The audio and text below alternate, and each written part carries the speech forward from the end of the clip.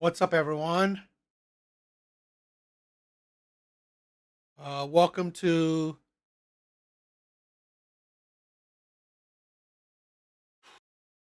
Welcome to the Monday live stream.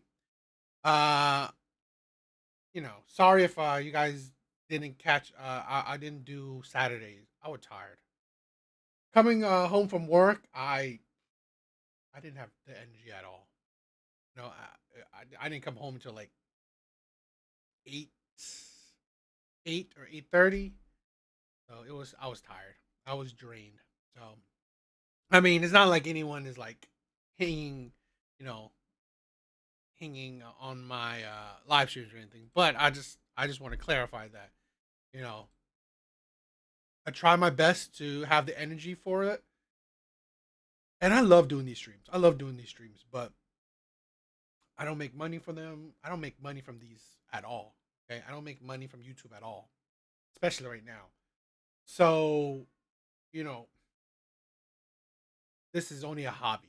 100%, this is a hobby. I'm doing this because I love it and I love you guys. Right? So you know, that's the thing. But yeah, um,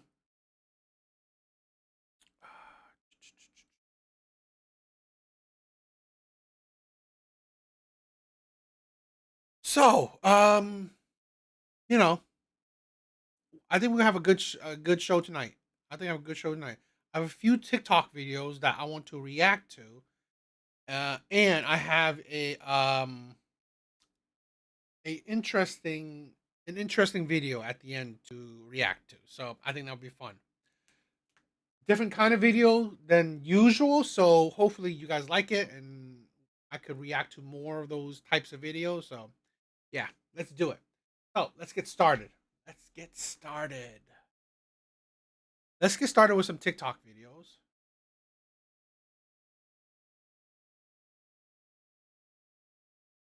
All right, let's check this out.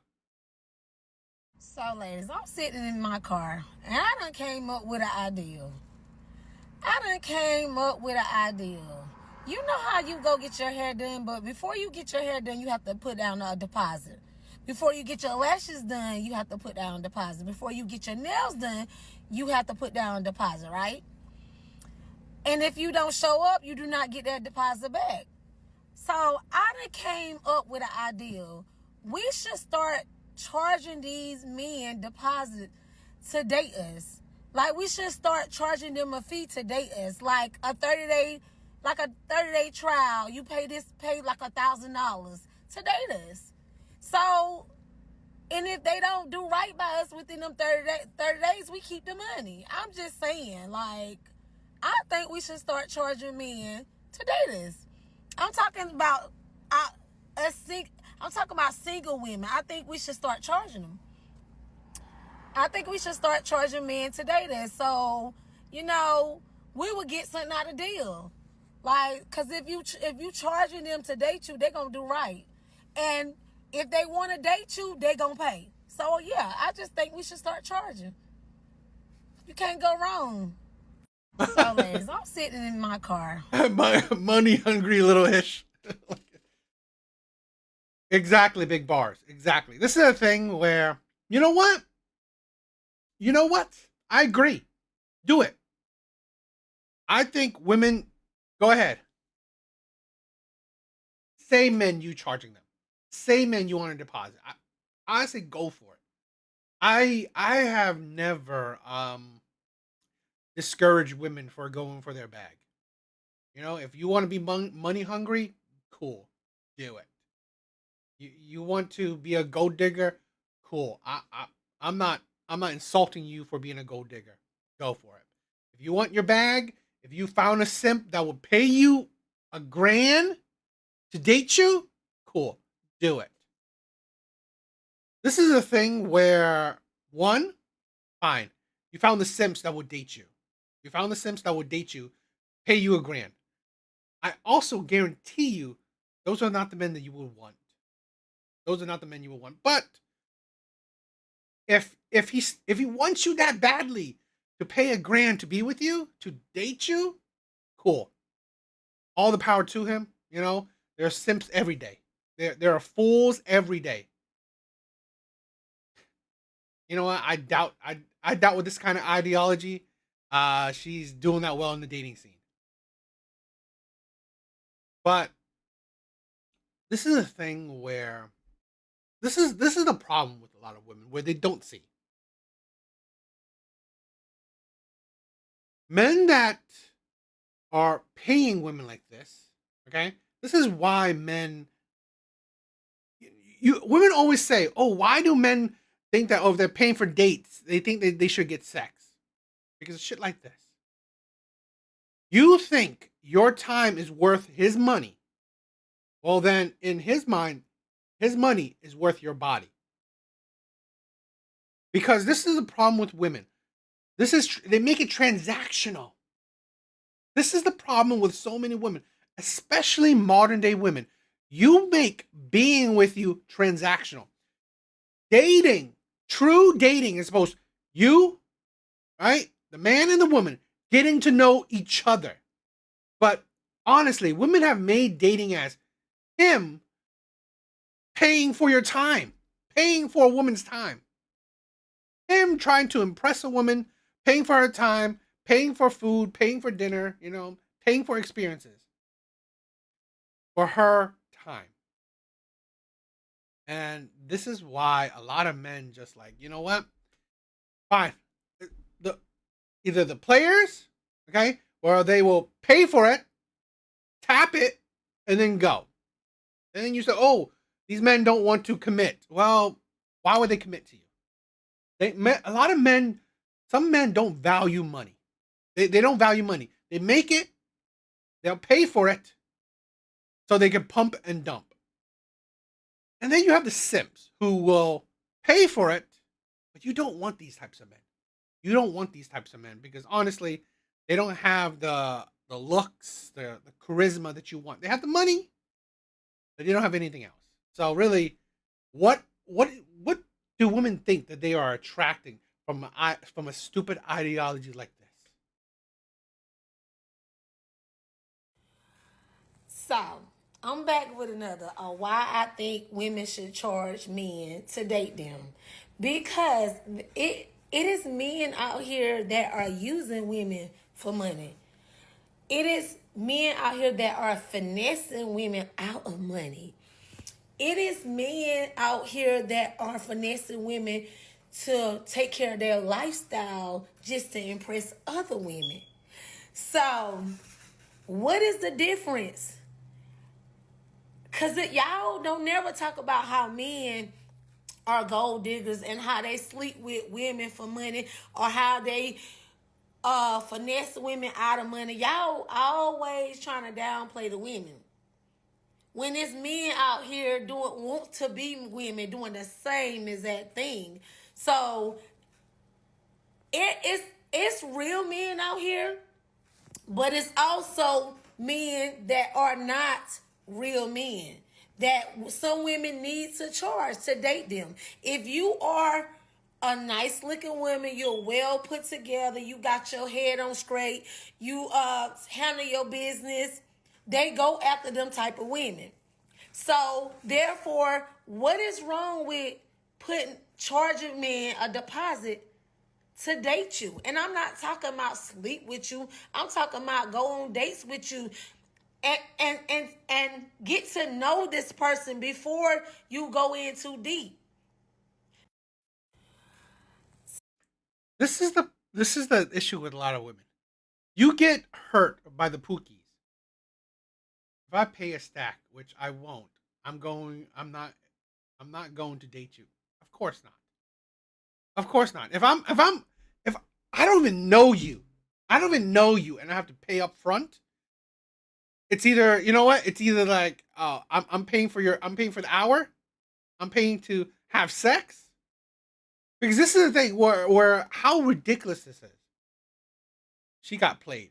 This is the thing. This is the thing with a lot of women. They get hurt. They get traumatized by the pookies, by the chads, by the players. And then they take that trauma and then inflict it on good men. This is why I've said this countless times before. Why as women age, they become bigger red flags. They become bigger red flags. Why? Because the more women have the more life experience a woman has, well, the more she deals with the bad men. The more chances she will deal with the bad men. And then after dealing with all these bad men, you are going to be very difficult to deal with. This is why I said you blame everyone but yourself. It is your fault for dealing with these shitty men. Because here's the thing. Let's be honest. Let's be honest. Most men, majority of men, okay? Majority of men are not are not getting women to pay for their lifestyle. Majority of men. Majority of men cannot even get shit like that. Let's be honest. Yeah, ugly inside. Exactly. But this is the thing. Majority of men cannot get a woman to even pay for a date, let alone his lifestyle. So really, let's not beat around the bush. You chose this good-looking Chad, right? This good-looking Tyrone. He used you. Now you're hurt, and now you want to bring that bitterness to all other men. Yeah, it is not other men's fault. You have the hots for the good-looking men, the good-looking yet broke men. It is not other men's fault. You chose poorly. And honestly, this is why women like this will. I'm not saying they will have trouble finding men. Of course they won't. They will have trouble with finding good men, decent men, men with characters, men with integrity, men with his shit together. So, absolutely ridiculous. Absolutely stupid, stupid and ridiculous. I swear.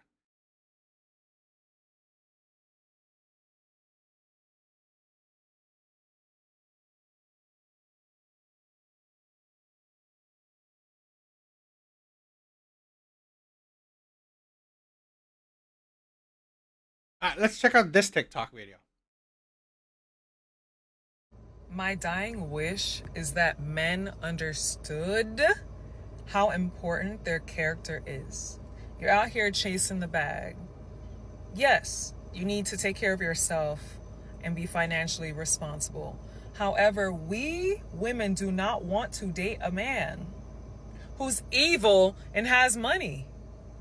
We do not want to date a man who raises his voice and has anger problems, but he has money. We do not want to date a man who does not believe in chivalry and treats us like the scum of the earth, but he has money. There are certain traits that are a staple of a good man, and those traits are priceless. And women are dying to be with a man that they can say has good character. A man who, when we have children, we want our children to emulate. A man who is just a rock. Like, it doesn't matter. Money comes and goes. We understand that. We know that. And you're here upset at the economy and upset about how hard things are and how, you need to make money. I need to make money. And go to therapy. Go to therapy. Talk to someone about your traumas and your problems. That is what we really want. Because at the end of the day, if we're going to build a home together, if we're going to create a community, if we're going to raise a family, I need to know that even if we hit rock bottom, you're still going to treat me amazingly. You're still going to love yourself. You're still going to be patient and kind. The true definition of love. Okay? These are the traits that we desire. Money is great. Not gonna lie. You need it to survive. You need financial security. But we also want emotional security and safety and true everlasting love. Please put this in your skull. Kindness goes so freaking far. My dying wish. I've done videos of this woman before. I've done reactions of this woman before. She is single. Single. And let's be honest, she's gorgeous. Let's be honest, okay? She is gorgeous, yet single. Let's put some logic to that. She ain't having trouble. She ain't having trouble finding nice guys. She ain't having trouble finding men with integrity, men with morality, men with character. She's not having trouble finding those men. She's not having trouble finding men. Yet she's single. Yet she's single. Huh. Does it seem like she's beautiful? I'm not no doubt about that. But then the insanity, the delusion. I've said this before. Okay, women are their worst enemy. This is why. This is the problem. Women blame everyone but themselves. Women will blame everyone but themselves. She ain't hurting for attracting the good guys. No. She ain't hurting for that. She ain't hurting attracting men with integrity. She ain't hurting for that. What is she hurting? She's hurting for attracting perfect men. Men that have it all. Because I've said this before. No matter if you are beautiful, ugly, fat, skinny, whatever, okay? You won't have a problem attracting men. Even the men you say, I want a man with integrity, morality. Yo, Trixie, what's up? It's been a while. You won't have a problem attracting men. Problem is you will have a problem attracting the men that you want. This is the problem with a lot of women. A lot of women, especially the single ones, especially the ones that complain. Okay? True men. This is a thing where I've said this before. If you are not good looking, charming, wealthy, you can't even get through the door. You can't even get through the door. If you don't have one of these traits, preferably all three or two out of the three, you can't even get through the door with most women, especially women like this. So, fuck integrity, fuck morality. Who gives a shit? Because it don't matter how much, if you were the most integral man, if you were the most morally sound man, if you were a preacher, okay, if you live by the words of God all your life, it won't mean a goddamn shit if you didn't have those three traits. If you don't have those three traits, guarantee you, she wouldn't even spit on you. She wouldn't even look in your way. So this is why I say this is the problem with women. Not all women, but a lot of them. Where they're selfish. They only think about themselves and they blame everyone else but themselves.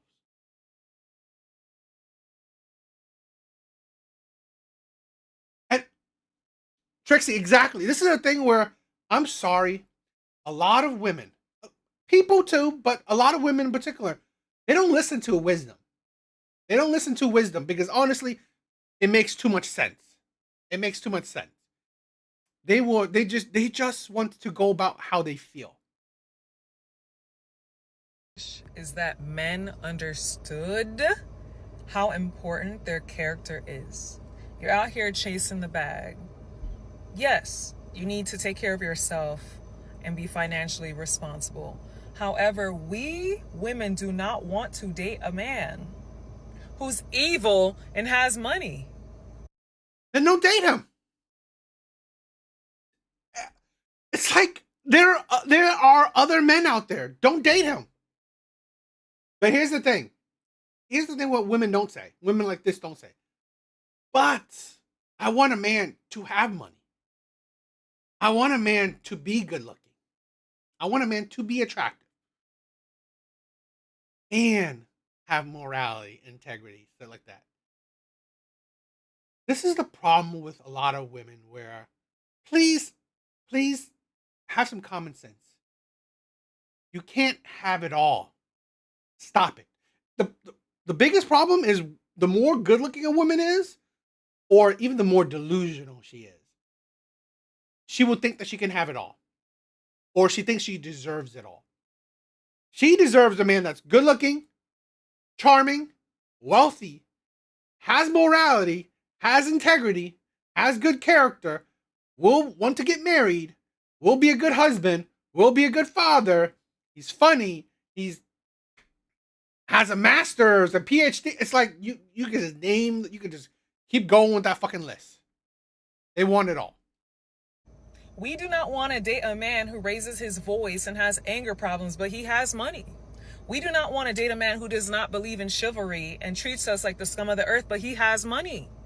There are certain traits that are a staple of a good man, and those traits are priceless.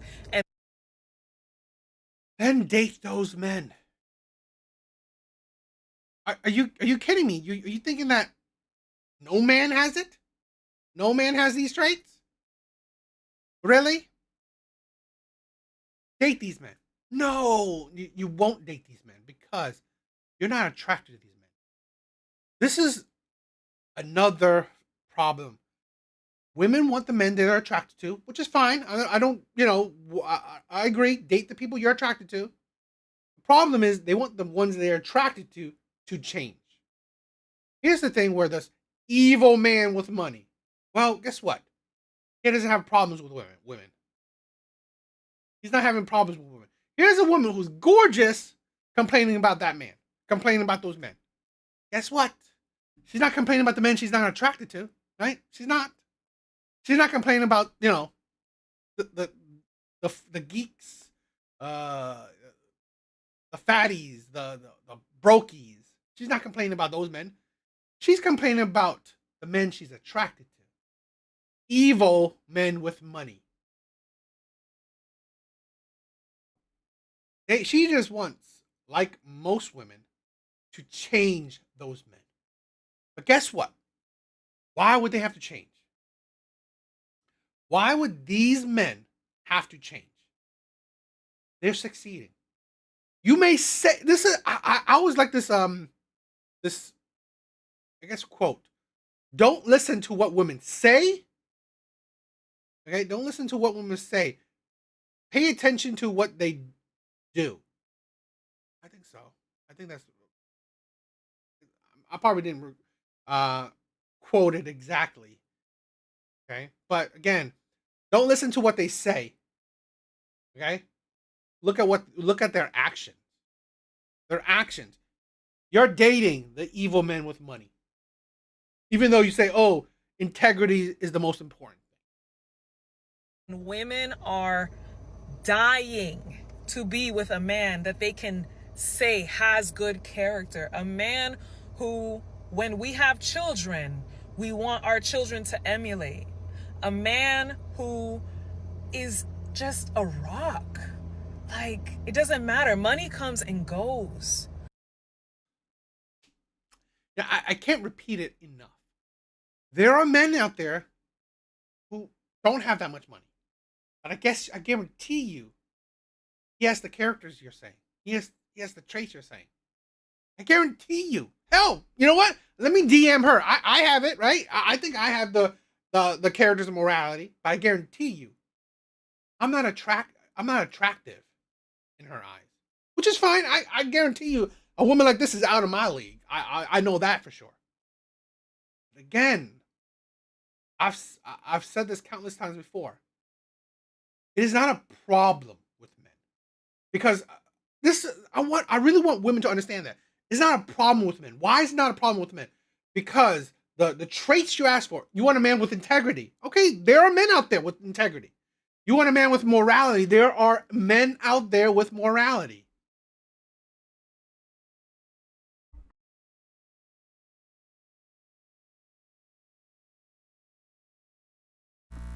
Excuse me for that. There are men with almost any single trait, maybe even a handful, a couple traits out there that you want. Name it. Be a good husband, be a good father. There are plenty of men out there. What women will find a problem is that a man has it all. A man that has it all. Perfection. Like I said, good looking, charming, wealthy, integrity, morality, funny, smart, um, respectful, feminist, a good father, a good husband, wants to. It's like the list will go on and on and on. That is the problem that these women are having. They can't find a single man that has everything. I like this analogy where if you tell them, if you ask a man, right, if you have a woman that has 70% of what you want, 70% of what you want, okay, that what you ask for. If she has 70% of what you ask for, would you date her? Would you marry her? Most men say yes. Most men say yes. Would you say the same thing to women? 70%. Most women say no. When you even ask 80%, most women say no. When you even say 90%, a lot of women says no. They want a man that has 100%. 100%. Close, damn near close to 100%. That's been a study, okay? We understand that. We know that. And you're here upset at the economy and upset about how hard things are and how, oh, you need to make money. I need to make money. And go to therapy. Go to therapy. Talk to someone about your traumas and your problems. That is what we really want. Because at the end of You really want that? You really want that? There are plenty of men that go to therapy. Date from them. Date one of them. I guarantee you, a lot of these men in therapy are single. Do you really want that? I've seen women recount their life. Okay, I've seen women recount their life. Most women have said, okay, while recounting their life, they dated the nice guys, they dated the good guys, they dated the men that are morally sound. They dated, or they've been asked out, or these types of men have been interested in them. One, they either broke up with these men, or ignored these men, or rejected these men. This is I'm sorry, this is why I've said this countless times before. I have zero sympathy for women when it comes to dating. I'm not saying anything else. My area is the dating part. I have zero sympathy for women when it comes to dating. Because how can you have sympathy for the privilege?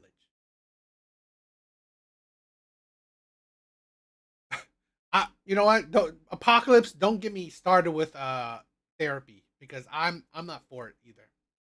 the day, if we're going to build a home together, if we're going to create a community, if we're going to raise a family, I need to know that even if we hit rock bottom, you're still going to treat me amazingly. You're still going to love yourself. You're still going to be patient and kind. The true definition of love. Okay? These are the traits that we desire. Money. This is the thing where women don't also say. They did. I don't disagree. They probably do desire this. Only these traits. They desire these traits only after you had these other traits. Good looking, charming, wealthy, so on and so on. They don't give a shit about these traits if you don't even have the other ones. You could, like I said, you could be the most morally sound man, the most kindest man in the world. They don't give a shit if you're not good looking, if you're not charming. Charming as you know how to talk. Okay, you're good with your words. You're smooth. The player shit, and or you're wealthy. You have money. You can provide. Is great. Not gonna lie. You need it to survive. You need financial security, but we also want emotional security and safety and true everlasting love. Please put this in your skull. Kindness goes so freaking far. My I really wish women would put this in their skull. There are plenty of kind men. Plenty. Date them. Date date them. But no, you won't. You won't. You won't date these men because you're not attracted to them. Fine. Cool. I would never force a person to date someone they're not attracted to. But what I do say is that stop changing the men that you want. Stop it. Stop it. Stop trying to change the men that you want. That's not them. I've seen it. Changing someone never works. It doesn't work.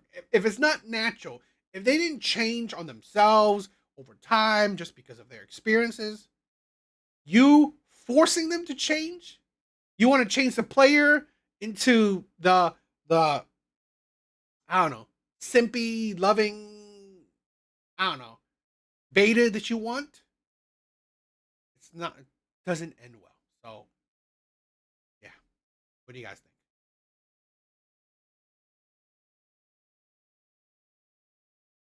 Excuse me.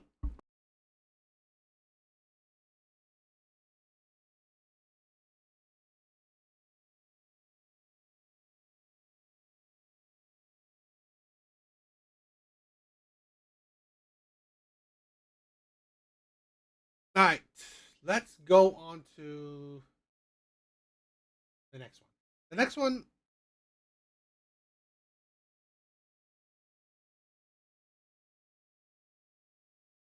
thank you everyone for stopping by. You guys are amazing. Thank you. Please like the live. It's helpful. If you guys could, please like the live.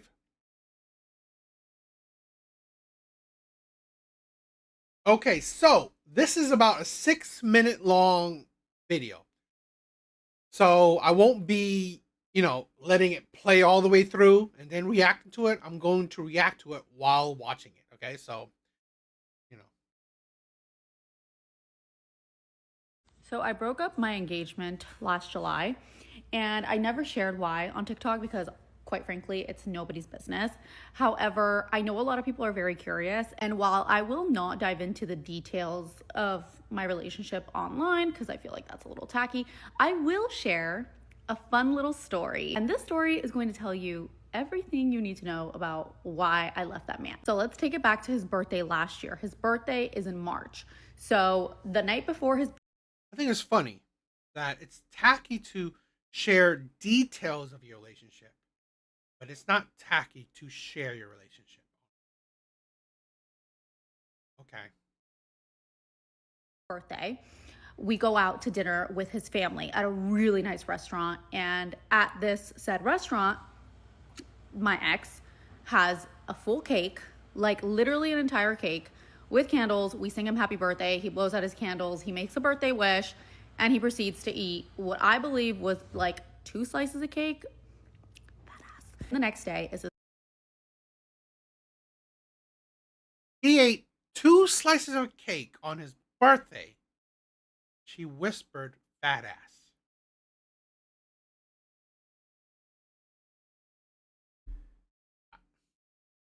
I can see why you most likely called off the engagement because you didn't really love him.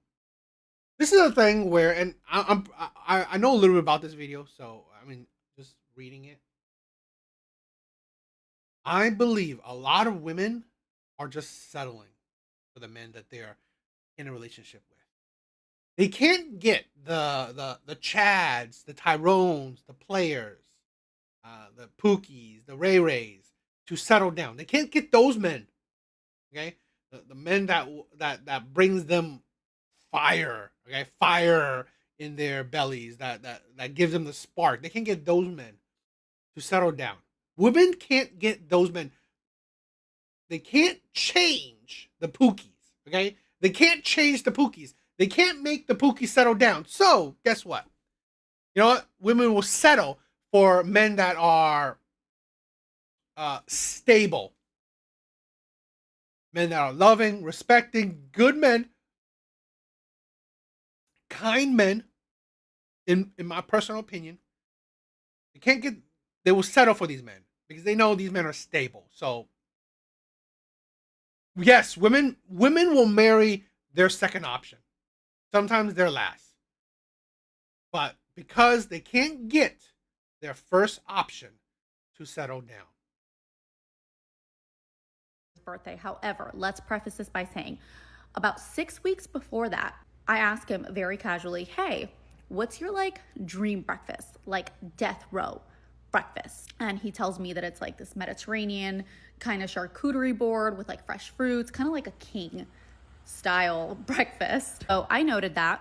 Let's roll it back to the day of his birthday. So instead of giving him a gift, I gave him a day full of experiences because this man already had everything. Mind you, this is all a surprise. He doesn't know anything about what we're doing the day of his birthday. So I wake up at like the crack ass of dawn to make this man his like dream charcuterie board breakfast. I went to like a specialty shop and bought like special hummus.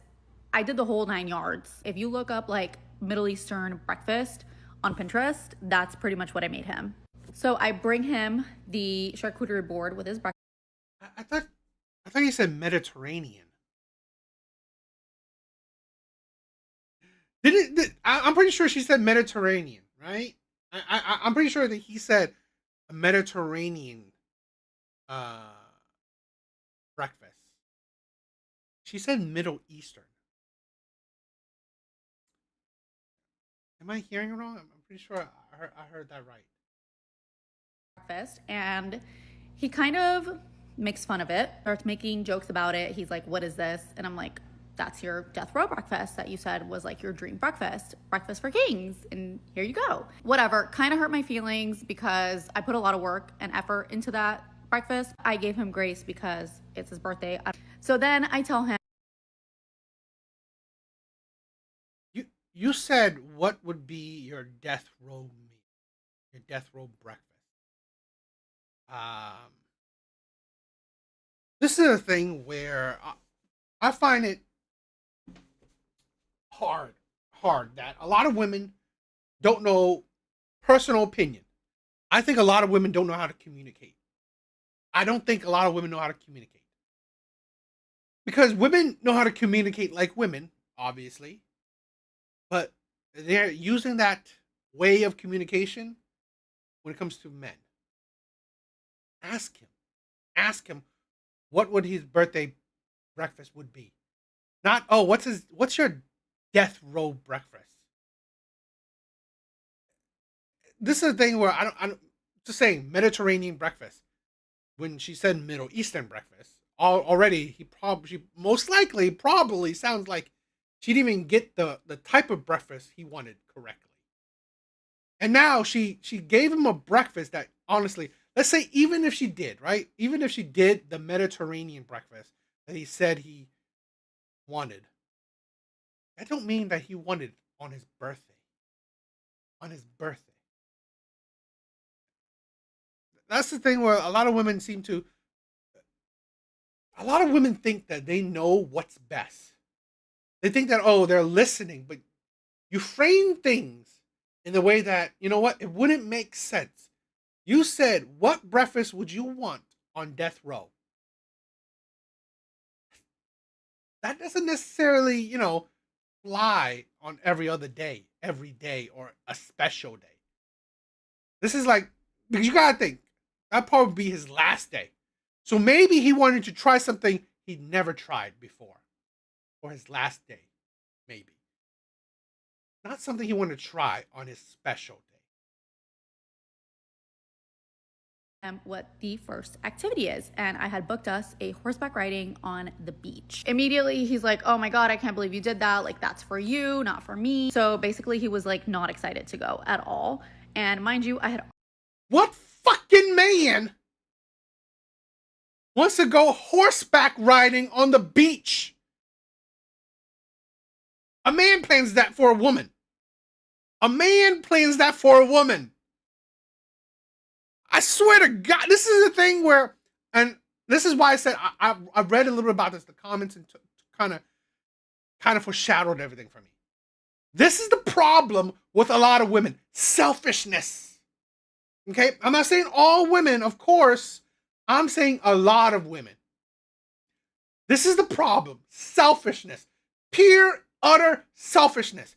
Even on a man's birthday, he can't even get the shit he wants. He gets the shit that you want and that you want for him. But in actuality, you want for yourself. You're just giving it a reason. Fucking horseback riding? I've never heard a man wanting a horseback riding. Seriously. already paid for this. So I was like, okay, well, it's your birthday. Like, we don't have to go. We can cancel. And he's like, no, let's just go. So we show up and it's a group activity, but it's not that many people. It's like 2 other couples and us. And we ride horseback along the beach. I swear to God. You know what? It's like, hell, you know what? I've said to exes, just give me sex. And they can't even give me that. So really, yeah. She couldn't just give him a PlayStation? It was so beautiful, like something out of a movie.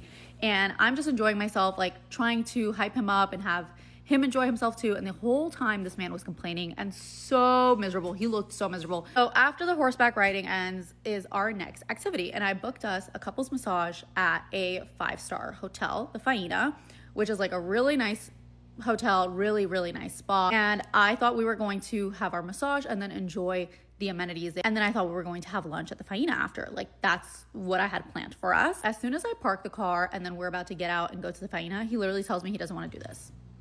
So I was like, okay.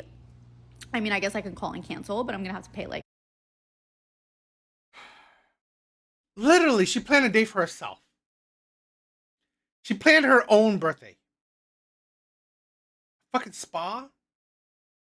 A spa? I swear to God, what? I don't hear. I mean, like, there probably are men out there that wants, like, oh, I want a spa on my birthday. There probably are, but fucking seriously? I don't think most men are asking for a spa for their birthday. This woman literally planned her own birthday on her boyfriend's birthday. She planned shit for herself that just included her ex. And then she said, "Oh, this is why she's not with him in before." I'm sorry. He wasn't happy about your selfishness. He wasn't happy that you couldn't have your day on his fucking day. Same day cancellation fee. But it's your birthday, like we could do whatever you want. He's like, no, fine, whatever. I don't want you to get charged a fee. Let's just go. So we go, we have our couples massage. It was lovely. And then I thought we were going to enjoy the amenities for like at least an hour, maybe 2. 20 minutes goes by. This funny comment. She said, comment like, I won't dive into details, then proceeds to dive into details. And he's like, I want to go home. I'm like, okay, are you sure you don't want to have like lunch at the Faina? And he was like, no, I just want to go home. So I'm like, all right, let's go home. We get home and he's like, what's for dinner? I had booked us a really nice sushi restaurant in Brickell. And he's like, no, I don't want to do that. Cancel it. So I canceled the reservation as per his request. And at this point we are starving. It's like 3 p.m. and we hadn't eaten since like 7 a.m. So I asked him, hey, are you hungry? Like, what do you want? I'll order us food. He's like, I'm not hungry. I don't want anything. And I'm like, are you sure? Like, tell me whatever you want, like I'll get it. And he insisted that he wasn't hungry and that he didn't want anything. So then I said, hey, She literally ruined his day. She did everything she wanted. She did everything what she thought was the right thing. This is the thing. I said this. I've thought about this before, and maybe I've said it. I believe a lot of women love how they want to be loved, not how the other person wants to be loved. A lot of women love a man how they want to be loved. They go about things how they think it should be. In my personal opinion, I think a lot of men love a woman how she wants to be loved because a lot of men know that you have to gear towards the woman because for her happiness. Imagine imagine this, and it happens. I know it happens. A man plans her his girlfriend's birthday. All he did was do the shit that he wanted to do. Guarantee you, right? Women would crucify him. I guarantee you, women would crucify him. And I'm not saying, see, those type of men, those are selfish men. But I guarantee you, I believe most men don't do that. Personal opinion, I'm just saying this is personal opinion, could prove me wrong. But most men will love a woman how she would want to be loved. You know, impress her how, most women would be impressed, right? Something flashy, something sweet, not because honestly, a lot of men do things for women that they don't want to do. A lot of men do things for women that they would never want to do. Men do not want to pay a whole lot of money to go on dinners, to go on romantic dates. No, men would rather stay home and fuck. That's it. Men would rather stay home and fuck. But no, for her, he goes the extra mile because it's for her. It's how she wants to be loved. That's why I honestly believe men, men are the ones who care about romance, who care about love. Women are the ones who care about themselves. Order myself something from Rice, which is a Mediterranean spot. He was very persistent that he was not hungry and he did not want anything. So I order myself a platter, a chicken platter, and it was huge. Usually we share this platter, okay? So the food gets there and I go get it from the foyer and then I put it into 2 plates. And then he looks at me, he goes, "You didn't get me my own meal." I was like, "You literally told me that you didn't want anything." I have been so patient at this point, but I am literally about to blow. The final straw was the evening rolls. Okay, I want to tell you, I mean, I hate that part. I will agree with that, right? I hate that part. I hate I hate when anyone, man or woman, you have to read someone's mind. I do hate that part. But here's the thing, right? Here's the thing where I want to say this. I want to say this. Where you're hoping women are so emotionally intelligent, okay? When I was in college, um, I was doing this project. And I was angry. I was mad because the project wasn't going right. Okay, when I was it was something. It was an art something art. Okay, it wasn't going right. I was angry. I was infuriated. I was annoyed. My girlfriend at the time was right there. She was trying to help me. I was mad at her. It was not because of her. It was just because of that situation. I was just mad. I was furious. I yelled at her. Just go away. It's just like just whatever. Okay. I was being a jerk. I was being a dick. I was being a dick to her.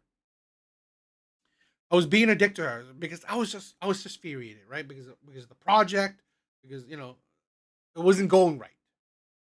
So it would have been understandable when I yelled at her, tell her to go away. She would just gone away. Totally understand. What she did, and that I've told her multiple times that was the moment I fell in love with her, or not the moment I fell in love with her, but that was the moment where I knew why I loved her. So after yelling at her, she left.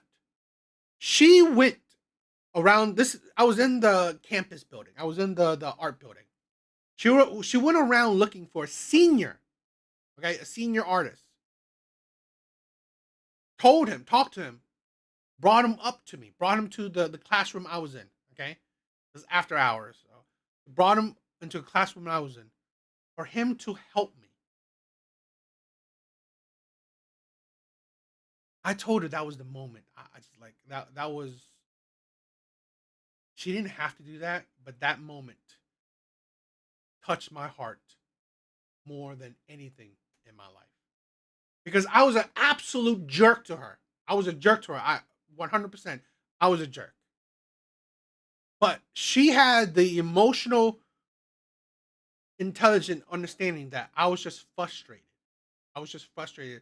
I was unhappy. I was in a bad mood. But because she loved me, she understood my frustration. She understood that I wasn't angry at her or it wasn't, whatever. She loved me and still wanted to help me out. So she did actions to try to solve my problems, to try to better my life, to try to better the situation for me. Showing true effort to care for me by doing that action. So, like I said, in this situation, I'm not saying that she's terrible, she should have read his mind, but here's the thing. And I like I said, I hate it when anyone has to read someone's mind. That's why I said if my girlfriend at the time, didn't do that, and I wasn't even thinking about that, but didn't do that, I wouldn't have been mad. Because you should not have to read someone's mind to know what to do with that person. But for women claiming emotional intelligence,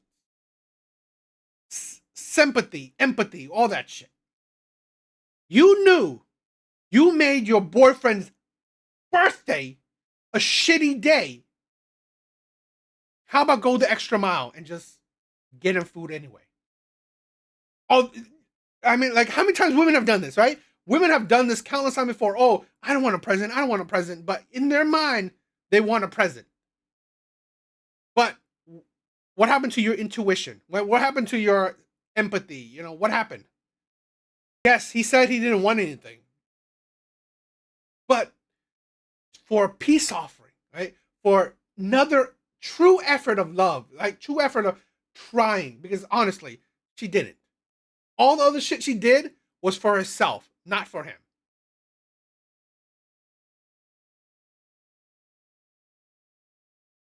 Monday Night Live. Nothing, just talking, Yet she didn't do that. She could have. And he's like, okay, where's my cake? I was like, cake? You had a cake yesterday. You wanted 2 cakes? Mind you, the restaurant that we were gonna go to, the sushi place, knew it was his birthday, and I'm pretty sure they were gonna bring out a dessert with a candle on it, but he made me cancel that. So no, I didn't prepare another cake ahead of time, considering the fact that you already had a cake yesterday. Then this man literally starts to bitch at me and tell me how inconsiderate, how I am so not thoughtful because I didn't get him a second birthday cake. And he made me cry on his birthday. I spent so much money on that day. I think it was about $300. You spend that money for yourself. Every activity you planned, you wanted, not him. Every activity you planned, you wanted it, not him. $100 for the horseback riding plus tip, and then about $500 for the couples massages plus tip. And then I was going to drop at least another $200 on dinner. So like $1,000 in total. And this man did not appreciate anything, complained the entire time and was miserable. I always said this, right? Reverse that logic. Reverse that logic. If you took your girlfriend to a sports game, okay? She doesn't like sports. You took her to a sports game. Then after that, you took her to, let's say, I don't know, a dive bar. On her birthday. All the things you wanted, nothing she wanted. You think that you think that she should appreciate that? Fuck that shit. No.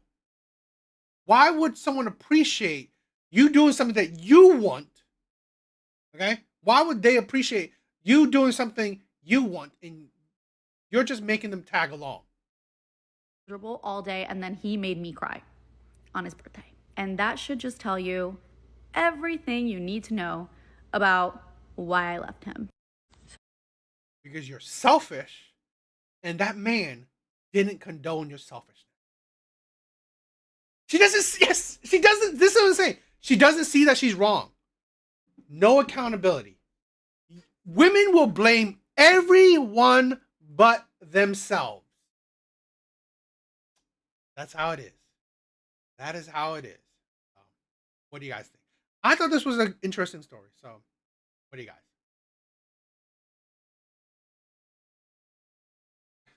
Women are ridiculous. Absolutely, utterly ridiculous.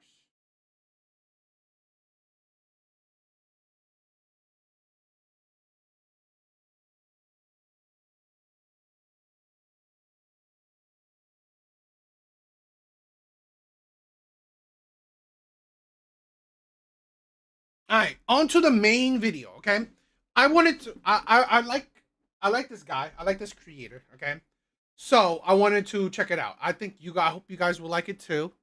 I think it will be fun. I think it will be interesting. It's touched about finances. Okay, it talks about finances. Uh, Caleb Hammer. Okay, Caleb Hammer. He talks about finances. Right, he tries to uh fix other people's financial disaster. I like the videos when it's a couple or it's about women, So let's check this one out. Okay. I think it'll be interesting. Survive. One-time purchases. And you need them to survive. One-time purchases. And you need them to survive. One-time purchases. To survive. That are not going to be made in 2025. Doesn't matter. You needed them to 26. survive. So our... Much. How the f are you living? You also look like a substitute teacher. Yeah, I know. So this is like... Okay. Oh, a lot of... that's the thing where a lot of women won't realize. They are... Once they hit the wall... Yeah, he's dope. He's dope. I love this guy. So I want to include some of his videos into, our library, so we could check out. So hopefully it will be fun to react to live. Okay. So you go in, you put a little DVD into a machine, and they can just sit and go to sleep while you're there. Oh, I you wish. babysit. I wish. So... Unless you're a perma sub. Are you perma subs? We're in every day. Currently, I'm teaching 8th grade integrated science. Our principal had medical emergencies, so the 8th grade science teacher is now the principal. So we kind of all stepped up positions. It's still the same pay, but I am teaching. So it's $175 a day. It's daily pay. It averages to about 23 and some change an hour. Okay, what hits your account on a monthly basis? If the weeks are full, because we don't get paid for like days school's closed or like spring break or anything, it's $1,400 even. Every 2 weeks. Oh, every 2 weeks. Every 2 weeks. So, yeah, $2,800 a month if school's open. But that is not always, and there's like 3 months where it's definitely not. Correct. Like this paycheck is only 6 days, so it's going to be rough. Why? Spring break took up that much? Spring break was Friday and Monday, and then being here missed 2 days. Yeah. So, but I do also have a second job. Why are you unemployed? I am an immigrant. Yeah, you are. I hear the accent now. Okay, hold on. Yeah, so I'm currently trying to get my You guys married? Yes. Yeah, we are. How long have you guys been together? Since June 2022. Yeah, we've been married for about a year and a half, September of 23. You got married in a year? Yeah, a little over a year. Yep. A little quick, but very happy. Yeah. Okay. Yeah. Where are you from? I'm from Zambia, but I am Somali. From Zambia. I know a little about this video. This is why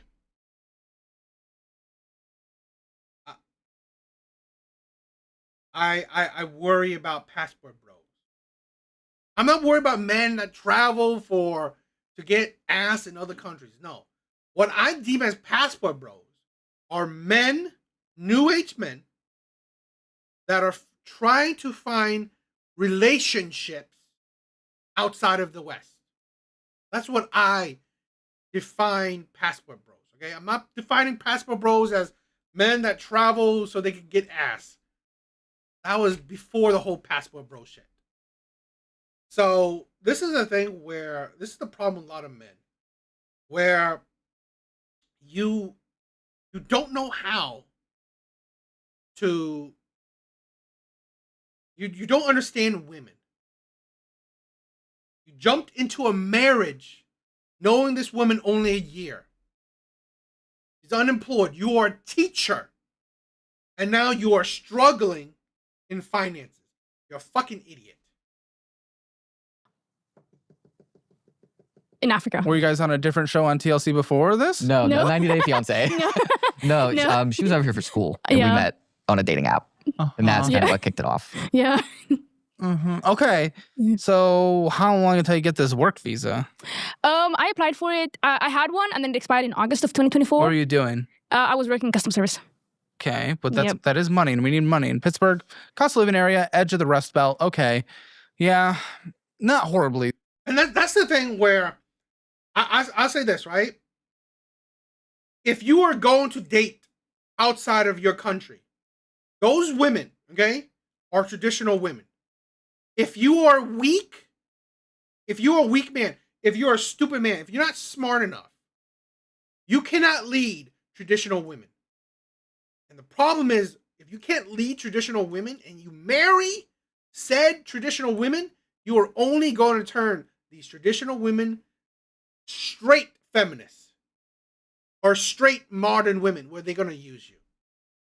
The most expensive, but substitute, pay with all the time. Like, what the do you do in the summer? So my second job You that I just work, pop at me? yeah, that I work with concurrent with school is at CVS. Concurrent with school? Yes. Oh wait, no, working at school, not being in school. Well, I'm also in school. You're in too. school. What I'm are you in school for? To get my teaching degree for my master's. I was like, Yeah. master's? Why master? Why are you substitute? What's your bachelor's in? UX design. So I did an Why online aren't you doing school. something UX? That makes money. As soon as I graduated, is when COVID really hit and everyone got laid off. So COVID really hit. That's when fucking tech hiring went crazy. that's- After a couple months. Yeah. After like 6 months into COVID, you could have got any job you fucking wanted. I wish I applied to over Oh, come on. 200 UX And you jobs. probably sucked at your applications. Maybe. I did try And to you do. didn't have experience for what it's worth, but they now engineers. Now you working for CVS? Walgreens is going bankrupt. Rite Aid is going bankrupt. What do you think is going to happen to CVS? 3 or 4 from traditional. That's yes. Where they were like, let's overhire, let's pay whatever is necessary to get them, like right in the middle of COVID. And that is not the case anymore. And it's really hard for a lot of people. But yeah, UX, I get it. It probably wasn't as crazy, but you had to have some kind of opportunity. Like, there's a certain part where it was probably your interview or resume skills. Well, the problem is getting the interview. So then it was your resume skills. Yeah, getting the experience to even get like a resume you or would have had to portfolio. do some contracting jobs. Step in the door, dude. I try. It's No, so, you so did it. difficult. Yes, I did. It's so I difficult to get really anything done it. UX. Even with like I had a portfolio website that had like my school projects and Maybe stuff it on wasn't good. Might No not have been offense, good. I'm hiring people right now, but every time I see a school project, it looks like a school project, and I can run Yeah. away. I- I would rather almost have no experience in school projects. I had a good mentor who was he was head of UX at BNY Mellon. So he was local in Pittsburgh because we have a BNY Mellon like building there. And he tried to help me out with portfolio and everything. So Statistics is projecting an 8% growth in employment for web developers and digital designers from 2023 to 2033. Now, AI is starting to wrench in some things, but that was not as much of a case when you were doing that. I really think you probably just had a skill issue, dude. Like fucking resume issue. It's fully possible. I don't Because think if you I were applying to that many and you weren't getting an interview, I think I did. you would have gotten some interviews, buddy. Yeah. I definitely didn't put my best foot forward like in school. Didn't try as hard as I should have. Were you putting your were you putting your GPA? Oh, my GPA on your resume? So, my GPA. I graduated from my college. I'm gonna say with like a 3.5, 3.6. And did you put that in your resume? Yes. Why? Who cares? Just say you have the degree. Because I was told by that guy at BNY Mellon that he does look at GPAs. And then for you hiring. didn't get hired. Correct. Or interviewed. Really?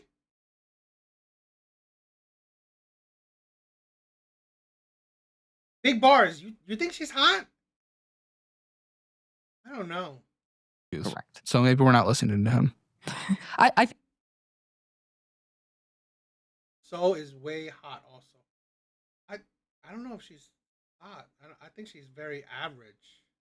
think he was okay, but I also learned You like, didn't get any job interviews. I'm perfectly fine with the fact that now that I have a bachelor's, that's kind of useless. As long as I get my master's, I'm happy teaching. The problem is like I'm okay actually with that. like So getting the teaching in money. what? What do you want to teach in? Math. So I really enjoy teaching kind of like 9th, 10th grade level math, kind of like algebra 1, algebra 2, geometry, that sort of thing. But they're telling me you guys are thinking of moving to fucking Zambia. Eventually. Yeah. Yeah. I'm pretty good at geography, but I don't think I can point to Zambia. Well, I'm from Okay. there, so. I can point to Somalia. Oh, Zambia is down south. So there's like There's a lot. south yeah, of there's that, like but- South Africa. Okay, that's very far from fucking Somalia. Okay, Yeah. okay, Yeah. we don't need a we're not. This isn't geography audit. Okay, but if we're looking to get a master's degree in math and we're talking about moving to Zambia, what the fuck are we doing? What is going on? So as far as moving goes, all of my family lives within about 10 minutes of each other. So until I always said to my parents, when they get older and they kind of pass away, it sounds morbid, but I kind of want to stay close to my family until, everyone's Then what is this talk of moving to Zambia? after. Well, how long is that? Ish. My parents right now are both about 60, so... Buddy, this is... Okay, so we're talking like 20 years from now, maybe. Like, why the fuck are we talking about this? Because obviously if I get a teaching degree now and I move to Zambia... And we want to live somewhere where the GDP per capita is $1,300. Yeah, so it's kind of like... Okay, so for moving to Zambia, obviously her family's over there. That's where she's from. But getting out of like our American debt, the conversion is about... couple escaping from their American debt from their own fucking escaping, choices. paying off. Also, 20 years. Well, 20 fucking years until you can even go. 20 years is 20 years. I mean, we're not... 20 years of debt. Yeah, but at the same time, once she gets a job, if her work visa ever comes, the currency conversion to her country is about 28 to 1. So what we make over here when we can get out of debt, if we can save up even like a year or two's worth of salary, we're rich over there. Yeah. Yeah, but that's if you can save up and you pay off your debt. That is so many ifs. And if you're on this show, you probably f***ed yourself. Correct. So, I don't know, we're talking about, plus you're just going to be a math teacher anyway. It's not like you're going to be going like crazy. True. But also my teaching degree from here, I can also teach over there math because their native language is with English. The average salary. Yes, but like I said, paying off our debt here then allows us to save and use that American money. Yeah, it does if you do it, but you're on this show, meaning you've done literally the opposite. But it's not an if we pay off our debt, it's a when. It's gonna happen. No, I've seen people on this show in their 60s. I think even one or two in their 70s. That is not a when. You can go tell debt. This is fucking America. Correct. Buddy, consumerism to the tit. You're gonna fucking stack it all up until you die. You don't think that this doesn't just change with age. It's changing with behavior. You're not changing behavior. It is not a win thing. It is not a mathematical equation in your sense. This is you having to actually put in the action. But a big problem with like why we are in debt is because of her work issues, her work visa. If she was making a decent salary right now, 16, 17 bucks an hour, even if she's making the $30,000, we would be able to get out of our debt much, much easier. Maybe not, perfectly, but much less than 20 years. Why did you not think about this before you got married? I really... This is the thing where I really want men... This is honestly why... Being older men are better off getting in relationships than younger men. Okay? If you haven't had the life experience, be very cautious. Be very cautious because honestly, it's a very stupid mistake. Why did you not determine all of this? Why wasn't all of this set in stone or on the path before marriage? I think the main reason that you're in debt... He is weak. And that will lead relationships to failure. Weak men will lead our relationships to failure. To make $2,800 because you are being a substitute teacher instead of actually trying to figure something out and even working another job, a better job, which you totally can. You're in the age range where you're in like getting close to prime earning. You have a lot of opportunities and then you spend $3,600. So in a month. I mean, she has nice skin, very clear skin. I think those clear skin is very beautiful. $3,600 in a month. Yes. By the income that you are choosing, which is not always that high because you want to do this, you're choosing to. It's not just because she doesn't have a job. I think we should get you a job.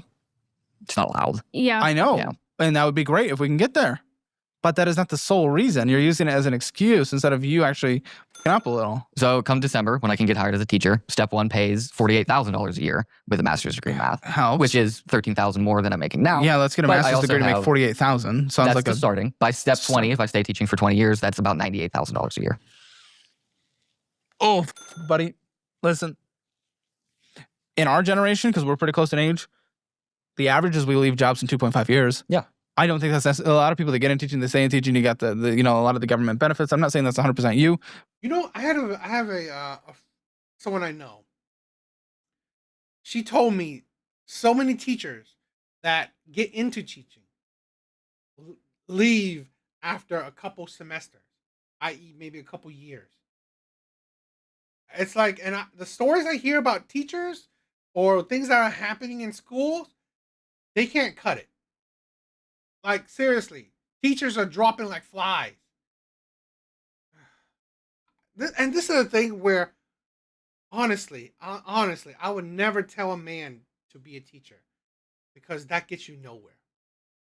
That's getting you nowhere.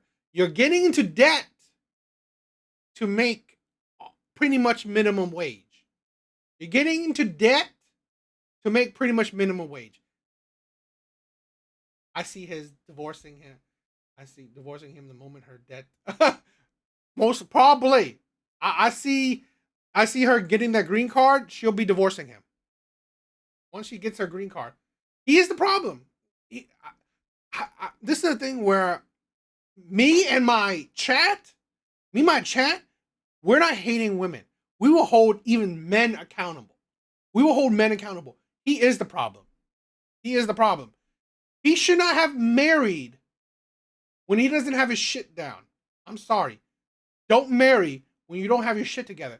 And that don't just mean money. That means your mindset. But to just bank on 20 years with what our generation is known for, I don't know, man. I thoroughly enjoy teaching. So I plan on staying at this job but you don't know what's going to time. happen with what you're interested in, the school you're interested in. Maybe you're not actually that good, once you're in the classroom dedicated full time. Like, who even knows? You're banking on a lot. I am banking on a lot, but at the same time, if I bank on nothing, then I might as well just sit around and do nothing. How much does a UX designer make at 20 years? Probably well over $100,000 a year. Mm-hmm. Right. But at the same time, with teaching, I also do work a second job. I do enjoy the quality of life of, hey, I get out of school and I'm done working by 3:30. Grade some stuff over the weekend. So I enjoy quality of life a lot. I think it's because you're a substitute. Basically, any teacher I know, they're working well past 3:30. Well, 3:30, they get out of school. They can grade after. Yes. But a lot of the times with how, at least the school I work at is run now, everything's online. They don't have to really grade anything. And once you're able to start working again, what is your work experience? I have a lot. I've worked in management. I've worked in travel ticketing. I've worked in customer service, as a customer rep. I've worked as a what are they called? Medtech and aid at 100% agree, Big Bars. 100% agree. Mindset is even more important than money. But money comes after. Money's important. But mindset is more important. Because here's the thing. If you are an idiot, you have money, you're just an idiot with money. If you are a fucking loser and you have money, you're just a loser with money. It only amplifies who you are. Money will only amplify who you are.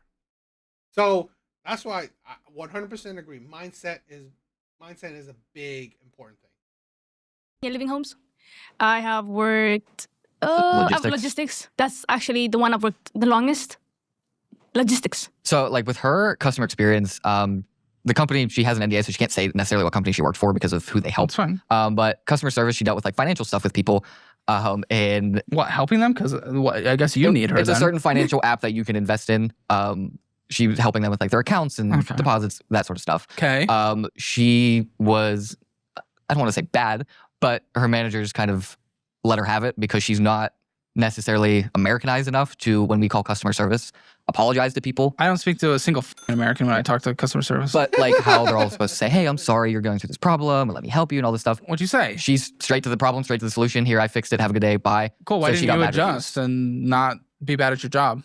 Because he felt like I'm faking it, and I really didn't care. Yeah, but what about keeping your job? Well, I mean, technically, I was good at the job. I was except one you of the kept getting in trouble for that. Except I wasn't apologizing enough, which I think it's fake. And personally, did they tell you to apologize more? Yeah. Then that's your fucking job. Yeah, but then personally, I always look at it as if I was on the phone call and I called somebody and I have an issue, I want them to tell me what the solution is. It doesn't matter. It's not your company. But that was fake. But I didn't want it to be fake. It doesn't matter. It's your fucking job. I'm so confused here. I know. But I don't care how you want to cook the burger. If the restaurant tells you how the burger is cooked, cook the fucking burger. Yeah, but I didn't like that. I hated it so much. I don't care. It's your job. What are we talking about? This is the problem with the younger generation. I don't like it. I don't like it. I don't want to do it. I want to do it how I want to do it. Then fucking make your own company. Make your own company. No, you can't do it. It's like, seriously. I'm sorry. There's no work ethic in the younger generation. There's no work ethic in the younger generation. I swear that they're just a bunch of whining losers. So especially with hers, customer service is so time-based that going through all that apologizing and stuff, she was going over her time limit. So she was getting in trouble for them telling her to do the thing, but then she was doing the thing and then going over the time limit, so then she was getting deducted on that. Yeah, that too, because they give you like a time limit. Okay, so you weren't good at your job. No, I was good at everybody Did at you the get job. fired? No, I didn't get fired. Her work permit ran out. Yeah, but a lot out of like What's everybody your that was green card working there. status? So you guys are married. What have we done? So we got married. We filed, it's an I-131, which is like my petition for her to stay here. Yeah. Then we had to file the I-485, which is her adjustment of status, which is basically saying like, hey, we're legally married. I want her to get a marriage green card.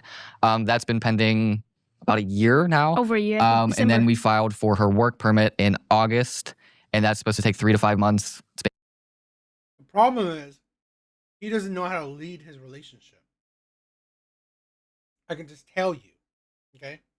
By how she sounds, by how she handled her job, he ain't telling her shit in the relationship.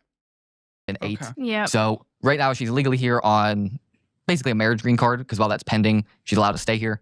But we're kind of just waiting on interviews and waiting on How are things going to change when she has an income? But we'll have much more money to pay down debts much easier. I'm looking at getting rid of... I assume your spending will just go up because look where you are. We're at $70,000 a day. Why no? You're confident with the no? You already 100%, 100% confident. She already with no. had an income before. Correct. But we How long has she not had an income? Since August, Yeah, 8 months. see you then. That is when our credit card This is debt not $70,000 in 8 months. That's spending. F you. Well, $70,000 in 8 months, our spending has skyrocketed because we also moved in after we got married because we're not allowed to live together before we got married. No, I moved into a place. That means I have to spend $70,000 in 8. What are you talking about, dude? A lot of our expenses were with her not having a job. We have to put on credit cards. $70,000. That is you living Not above your means. completely. You do not need to live on $70,000 in 8 months. That we are talking at that point. You are living off of $110,000 a year. That is, you are not making that up with an income. What are you talking about? A lot of this stuff over the past year are one-time purchases that are not going to be made in subsequent and you years. need them to survive.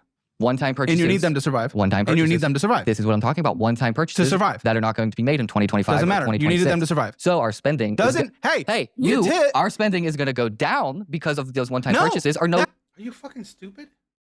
You came to him for financial advice. What this is the problem with a lot of people.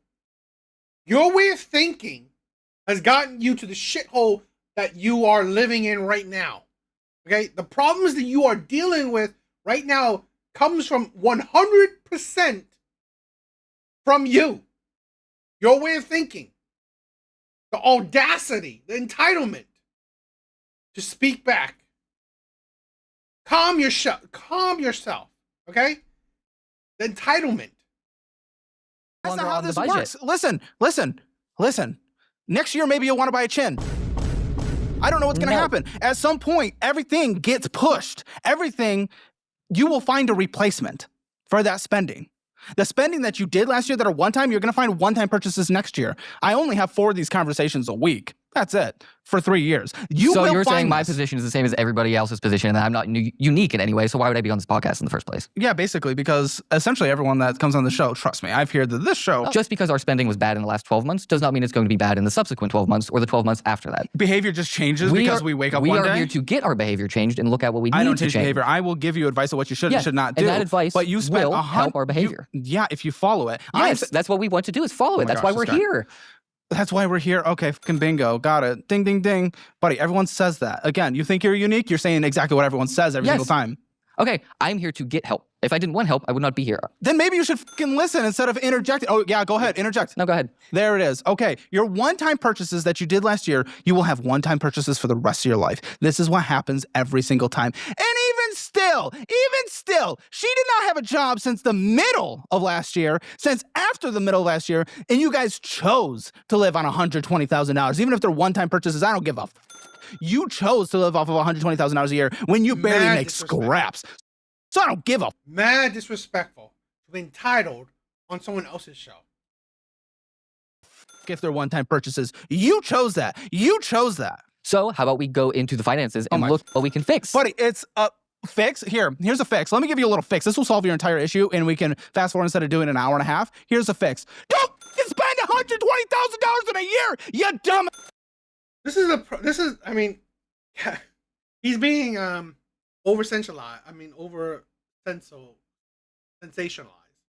But this is the thing where a lot of people don't understand. It's habits. I've literally just today, I saw someone said $30K a month. Okay? isn't a lot of money. $30K a month isn't a lot of money. This is the problem with a lot of people nowadays. You live beyond your means. You live beyond your means. You do not. We are living in a society where people can honestly say $30K a month isn't a lot of money. Shows you how people are living. They are living beyond their means. 30K is a fucking lot of money a month. That is what some people make over a year. It's making $30,000. Let's be real. If your private student loans have you eyeing a third job at the library, not a daily reality. We were fiscally irresponsible, and that's what we are here to try and fix. We want that your is not how advice. this conversation is going to go. Stop trying to control this, okay? You little domineering freak. That is not how this is going to work.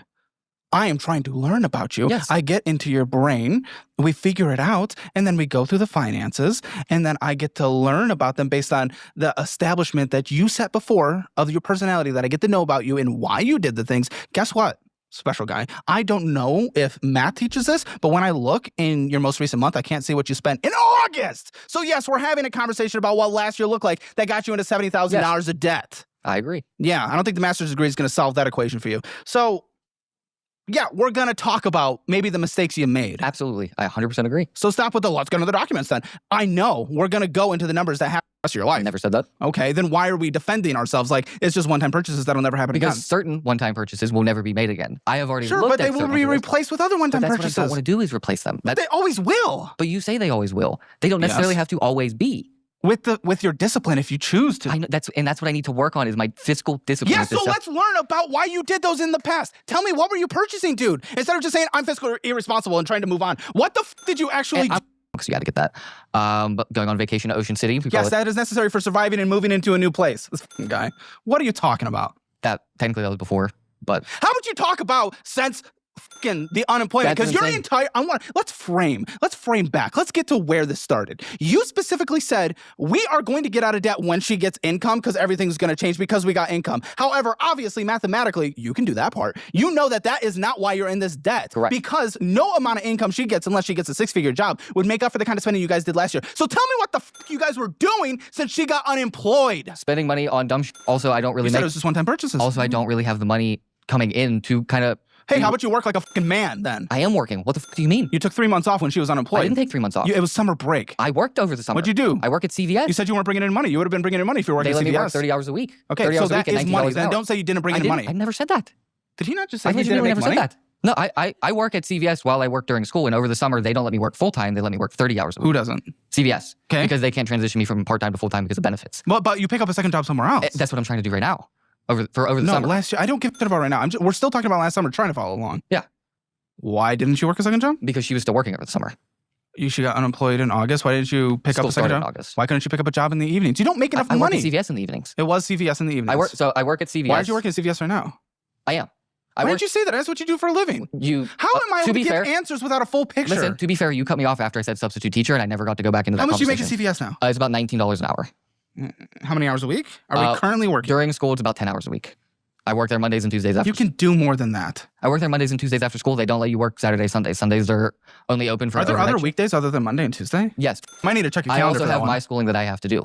Okay, and when does that take place? I do my schooling Wednesday, Thursday, Friday. I'm in online school. When are the classes? What time? It's all asynchronous, so I do it whenever I have time. There's no like live lectures. They're Oh, all good. just posted. Okay, so you can work after school for a few hours. Yeah, I do work. But Wednesday, Thursday, Friday, if I come home at CVS, I usually get home 9 p.m. Mm-hmm. I have to wake up at 6 a.m. to go to school. If I do my schooling after So you're that, doing I'm the thing dead. that the rest of us have done all throughout life when we had to sacrifice, and maybe you get a little less sleep. Okay. Yeah, to pay the bills for your fucking wife, the roof over her head, since she doesn't have a choice to work. Yeah, you man up a little. Okay, I completely agree. That's why I'm looking Good, for. which is why you didn't do that. That's why I'm looking I love for how a this second guy's job just like, right now. we're gonna do this. Everything's gonna be good. This is one-time purchase. And everything's gonna be good in the future. You're right. I will do that. I'm here, guys. I was just financially insecure. How about like that's not how this works. You don't just get out of a pushback by saying, "You're right. I'm just gonna do it." No, why weren't you? Because I can't just believe. This is the thing where it is true that it's mindset. This is the problem with a lot of human beings. You can't just say, I'm going to do it. When you have this is the thing where what humans can do is that we can't. I mean, what we can't do is predict the future.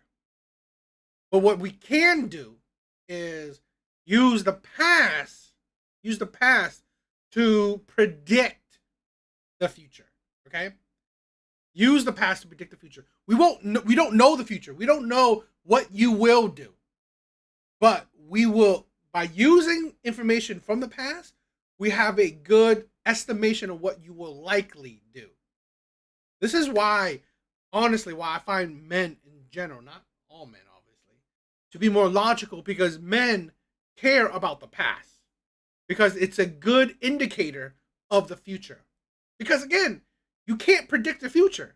You don't know what you will do, okay? You don't know what you will be doing. But you can guess what you will likely be doing. And here's a man that says, I made a lot of one-time purchases. Well, okay. That don't mean that you won't do it again. Because you've shown that you have the propensity to do that before. You haven't shown that you didn't have the propensity to not do it. You showed that you do have the propensity to do it. So it's a good guesstimate that you will do it again in the future.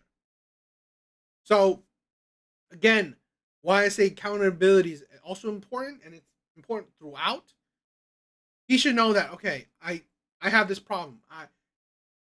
Again, don't have excuses. Yes, you have this problem. Yes, there's a high likelihood that you will probably do it again. You need to fix it. It's the mindset. That's why, like, I agree with Big Bars. Mindset is very important.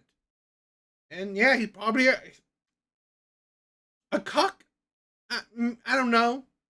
But I would say he's very weak-minded. He doesn't have the strength. And weak-minded men, okay, gets this defensive, okay? He gets this defensive because he doesn't want to show his insecurities or anything negative in his life. Accept it. This is why I believe one of the things that a man needs to do to improve his mindset, okay, is learn his flaws. Learn his flaws. Have good self-reflection. If you're going to do something, if you're just going to say... Because when I'm already working in school, and I'm already working that second job for 2 of those days a week, the other 3 days I'm doing CVS schooling... won't let you work on the weekend? No. Go to McDonald's.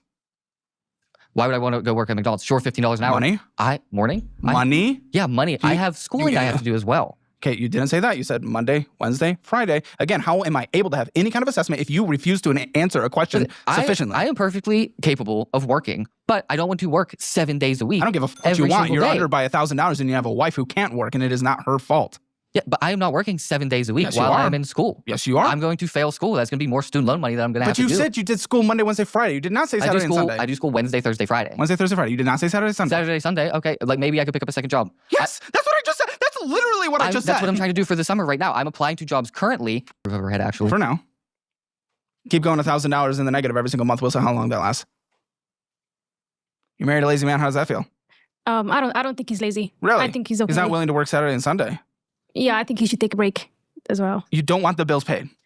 He does pay the bills, but I think... You are under by $1,000 and debt is going up, and we're at the $70,000 since you went unemployed. What are we talking about? You're going further in debt. That's not paying the bills. Do we know what paying the bills are? I'm a little concerned that both of you do not know what paying the bills are.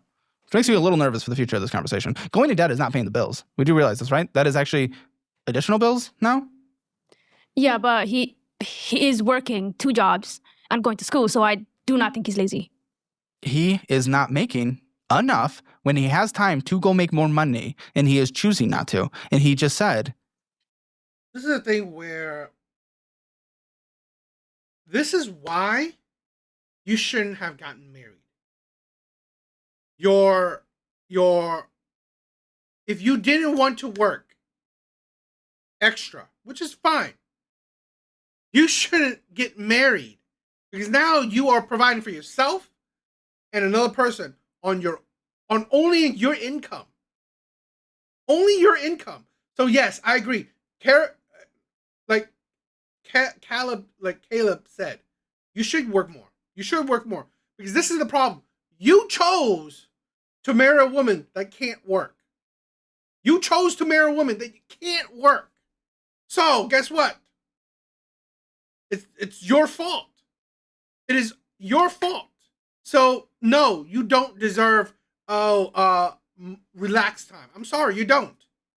You chose to marry a woman that can't work. Now you have to support yourself and another person. So yes, sacrifice the free time. Sacrifice the free time. Or how about not getting married? But no, you ignored consequences. You ignored consequences. It's a weak dude and a stupid dude. I'm sorry. Because this is the thing where Caleb is saying, if you wanted your weekends free, you shouldn't have married. You shouldn't have gotten married. You should have gotten your finances in order before you fucking married. But you didn't.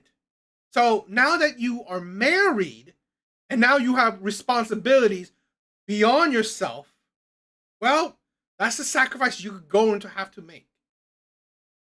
Because I'm lazy. That was his own words. He literally just said he was lazy. Yeah, but I don't think he's lazy. Oh my gosh. He's not making enough money when he has the choice to go make more money. I don't know what to do. It sucks. It sucks not to have a break. It sucks not to have a break. We all want to have a break, but we all sacrifice in the time of need. And you're in the time of need. This is a fun one. I get to get you free money, and then I get to get my thing. I want to see, just working away. It's not. Yeah. Okay. I'm currently applying to jobs, and that's what sucks is like I'm going to have to work these 7 days a week until her work permit comes in, but that's a crapshoot when it comes in. They basically said because they fired USCIS representatives, everything's getting pushed back, so we don't know. Currently in the process of applying for jobs, but it all depends on who gets back to me. I have remote jobs I've applied for. I have, like local Harbor Freight, Home Depot, Target, that sort of thing. Do 'em. I'm just waiting to hear back. Like that's the thing. What is your resume? Because you're the only person in the entire world that will apply to thousands of jobs and not get one interview. That's not true. That's not true. I also applied to multiple jobs. Okay, no offense. You're in a very unique situation. Yeah. True. You do not qualify in that. Yeah, because yours before, like you have to, because your social says you can't work. You had to put like, hey, I can only work till August of 24, and people aren't going to hire you for that. Yeah, but that's not what I had in my resume. Yeah. But I mean, like it does suck that like we're in this position and like, obviously I want to take care of my wife. Like I want her to be like happy and we're not in debt and all this stuff. You want to, but then you don't need the one-time purchases. I'm still not aligned with, I do not accept your one-time purchases. You chose to do them. If we are caring about the household, it is not getting a fucking dream bed frame or whatever. I don't even know. The couch. Yeah. We don't need that. We get a used couch off of Facebook Marketplace. And I think looking back into like us making those one-time purchases, in the moment, it felt like we had the finances for it. But obviously looking back on it now, seeing how much debt that we're in, it's a huge mistake, right? Like we're in all of this debt because we were stupid when we had the money. But I think now we can use that as a learning experience and to not do those stupid mistakes going forward. Okay, let's play a little game I like to call a special little game. It's a good name. Again, just self-assessing where you guys are at, and then we're going to jump into numbers, which is what you really, really want. You guys like, we got to get into the numbers. Okay. I want you guys to point to the person you think is the cause of this, okay? I'm going to ask you a question, and you're going to point to, it can be pointing to yourself, you can be pointing to each other at the same time, okay? Okay. So at the moment after I ask it, make the point, okay? Who is the most likely to hide their spending? Okay. It's interesting. We'll get into that. Whose financial spending is sabotaging the relationship? Who is currently more responsible for the relationship's financial stressors? Oh, we both think it's ourselves. And between the two of you, who needs financial audit the most? You both think it's yourselves. So why are you both? Because you both just thought you were for the last two. So I think the second to last question, why she thinks like the financial situation sabotages her, is because I think she feels like she's a burden on the relationship because she's not able to make an income. And not only that, I do not like to cook, so I like to get some takeout a lot. Why do you think he said himself? I don't know. Oh, come on. He's your fucking husband. I hope you know something about him. Why does he think it's him? Yeah, I don't think he spends more than I do. Why do you think he thinks it's him? I don't know. Lady, that's not good. That is not good that you can't even like get in the brain of your man. Oh boy. Where's the communication in your relationship?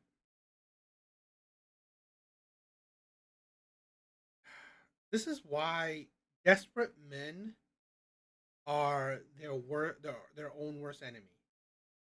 This woman seems like she's nice to you. You know, she says she thinks she works too much, but it doesn't seem like she's in love with you or knows you. So Okay. And when it was most likely to hide their spending, you both pointed to her. What the f are you hiding? I'm not hiding anything, but I like to buy skins in video games and not tell him. Okay. Yeah. Marvel Rivals, she loves it. But if someone were to hide it, it would be her with like video game stuff. And Like, whose financial spending is sabotaging the relationship? You both pointed to you. yeah. Why? So I think, I mean, all the burden for financial stuff falls to me when it comes with like making money and But stuff. this is spending. Financial Yeah. spending is sabotaging And the so relationship. with the Let me spending guess, and the stuff- one-off purchases that'll never happen again in our entire lives. So with the spending and stuff, a lot of the stuff that we spend, like, I don't necessarily have to like approve it, but we both talk about it. And if like I don't agree on it, it won't be spent. So like if she wants to go and spend a bunch of money at Ulta, Well, is that why you here's the thing where why they got married. I don't know this couple. I think he's the typical desperate man. You know, he probably thought she was pretty and he wanted to get a relationship with her. Her could be a green card. And I mean, it's like that's the thing where that's fine. Not the worst thing. I mean, marriages sometimes are very transactional, very businesslike. But it's, you know, he should have waited. He should have been. The relationship should have been longer than a year. Right? guys pointed to her for the secretive spending? I don't Do you think- feel like you do secretive spending because he won't give permission if you ask? It's not that he won't give permission, but I know what I'm gonna spend on is dumb, and I just don't want to tell him that I'm spending my money on dumb And stuff. you know he won't agree with it. Yeah, Yeah. it's not that I won't approve it because like Well, how do you deal with that? How do you deal with her just go spending without the communication of I think it? we have like a boundary. Like she's not gonna go nuts with like But what do we qualify? like maybe once a month she buys like a $20 skin for Well, that's not crazy, but is Yeah. that all we're talking that's happening? like she doesn't ever financially You don't do hide more stuff. than that. No, I don't she do more went than, like, one time. $20. It was with Luce, one of your friends. Okay, I'm gonna go 3, 2, 1, go. On go, I want you guys to give me your household financial score of where you think you are. 0 to 10, 0 being the worst, 10 being the best. 3, 2, 1. 5. 8. Do you want to translate? For me or for her? Well, she thinks it's an 8. I feel like you should deal with that. I think it's good. I think she thinks because Buddy, you have $70,000 in debt. because we have a roof over our heads, we have cars, like our You know all that can be taken away. You bragged about the roof over your head a second ago when I said, okay, he's not making enough to be able to actually do that. You know that is not a permanent thing. Roofs can be taken away because you do not own your roof. But those like mandatory expenses that we have, so like health insurance, roof over our head, groceries, that sort of stuff, that is all 100% taken care of. Then with why what is I last make. month $1,000 more than we brought in? Yo, Terminator, what's up, my brother? So the mandatory expenses are covered. The extra stuff is the stuff. Are that's you kind okay of with that? fucking us. $1,000 more than is coming in being spent? 800. Yeah. Yeah, You're okay with that? Yeah, I'm okay with it. What the fuck did you attach yourself to, dude? But she is It sounds like from what you were saying earlier, you want to change. And I vibe with that. I didn't like the answers you were giving because they felt like cop-outs. However, I do feel that you want to change. How are you guys going to stay together with that mindset? Because that mindset is beyond conflicting with what you want to do. sometimes it can be a struggle to do this stuff because she's very like happy-minded and like go-lucky with the attitude and stuff, and I tend to be more looking on the negative side of the aspect. It's not just negative. You want to change, but she's yeah. okay with spending $1,000 than you guys make. She's literally okay with that. How can you guys ever vibe on money? Ever? I'm okay with it, but I also do want to change very much. How do you how that doesn't make any sense. How can you do both? How can you be okay with spending 30% more than is coming in, but you want to change? That doesn't make sense. It's hard. Like I said, she has that happy-go-lucky mindset. So Same thing, right? The logic that okay, you're spending more than you have. You're okay with it, but you want to change it. You're okay with it. Why do you want to change it? Just like I've said this with women, where I can never understand women say that they're happily single. Women that say they're happily single, yet they're still trying to date. That don't make sense. He needs to teach her. This is a problem where honestly, he's not much of a man. I think if a man can't teach his woman nothing, he doesn't have control of the relationship. Because leading a woman is, in a sense, teaching her as well. Impression of it is she thinks everything is okay, even if we're spending 30% more, because we have food on the table, we have a place to live, we have cars, medical insurance, she has her doctor's appointments and all that. But she also does know, like, the position we're in is not okay, having to balance transfer credit cards and all that sort of stuff. I just think she's trying to look on the brighter side of it and say it's okay because we still have a place to live and we have food on the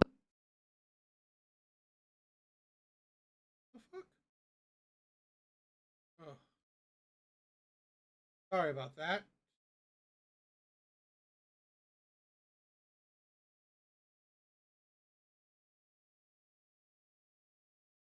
With it, but I also do want to change very much. How do you how that doesn't make any sense. How can you do both? How can you be okay with spending 30? No. What, you guys sisters? Is that what you're just telling me? I'm vanilla. I don't think you believe me. Okay, $9,336 on this Discover It card. What the fuck is that? With purchases, only the minimum monthly payment being made, and then interest of $34.64 being made. How long does this take to pay off? You might know. So how long does this take to pay off if you only do the minimum monthly payments without purchasing, which, by the way, isn't capable in your household because you're okay with spending 30% more than you make? Go ahead. How long does this take to pay off only doing minimum monthly payments, no purchases? Maybe a year or two. That's interesting. 26 years. 26 years? Yeah, Making just before the we go to minimum. Zambia. Yeah. Zambia.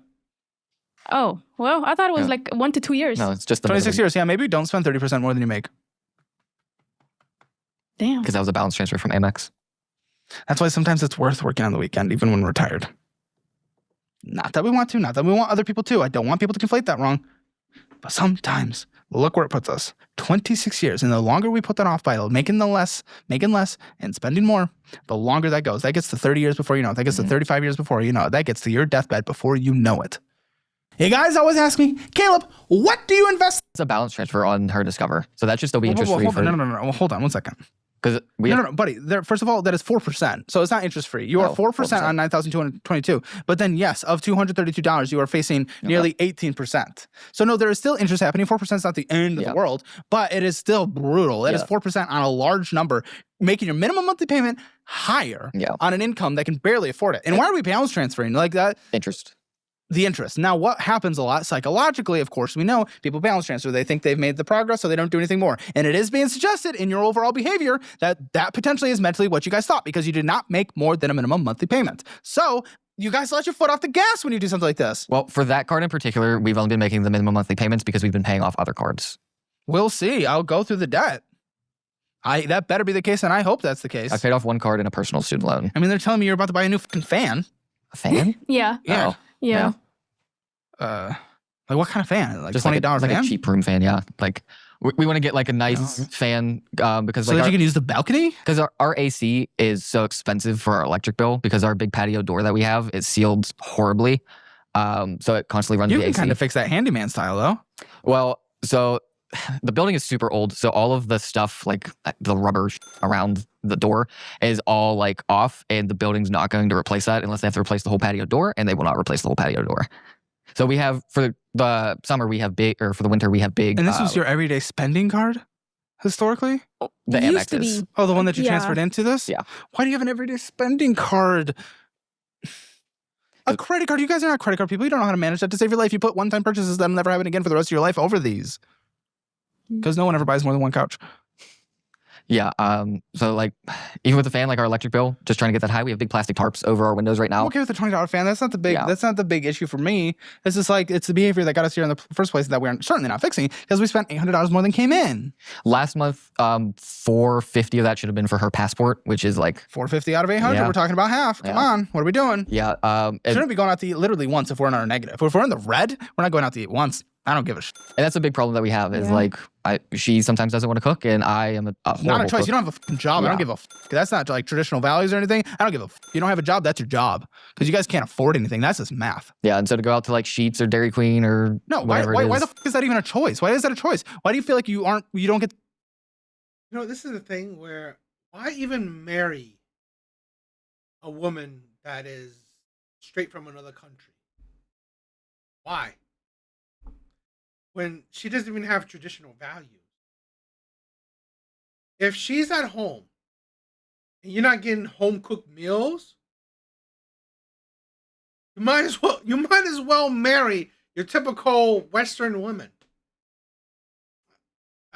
Like, I'm amazed why I don't know any passport bros that would be fine with, you know, marrying a woman that's not from your country.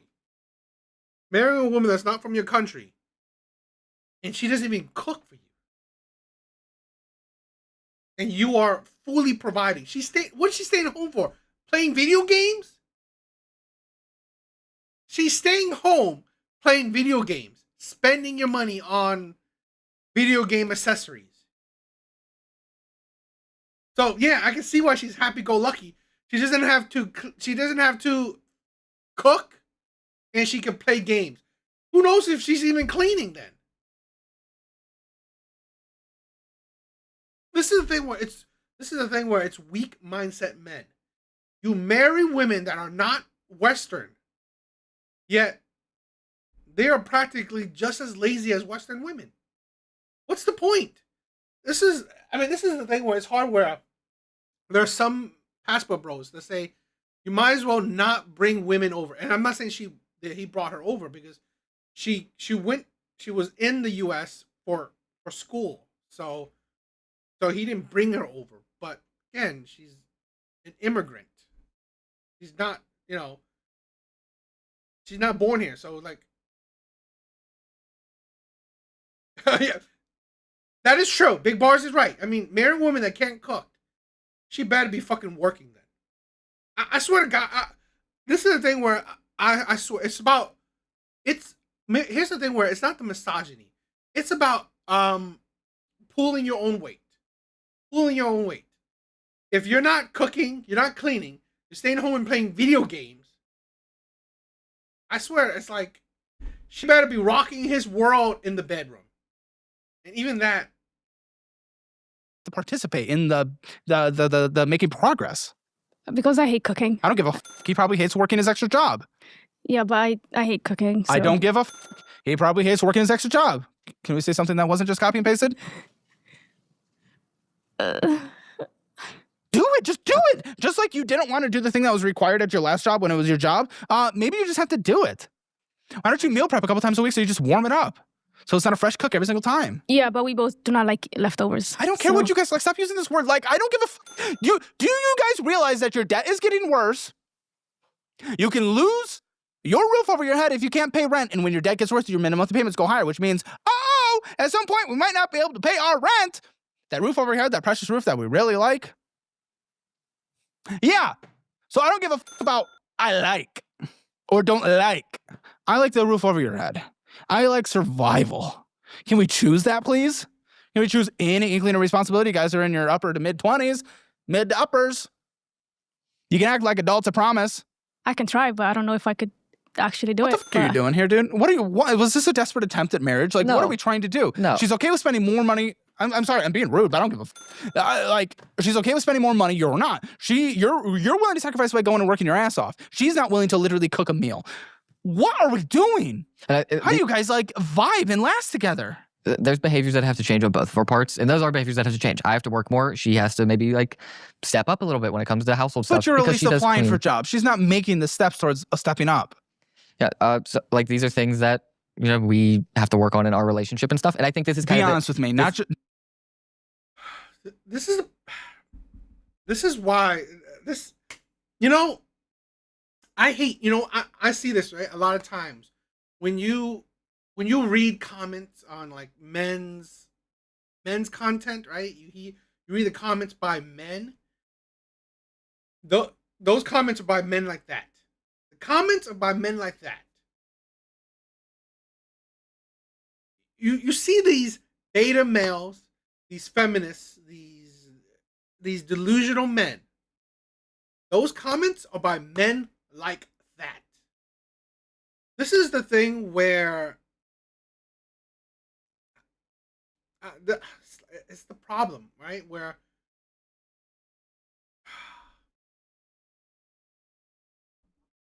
Give me a second.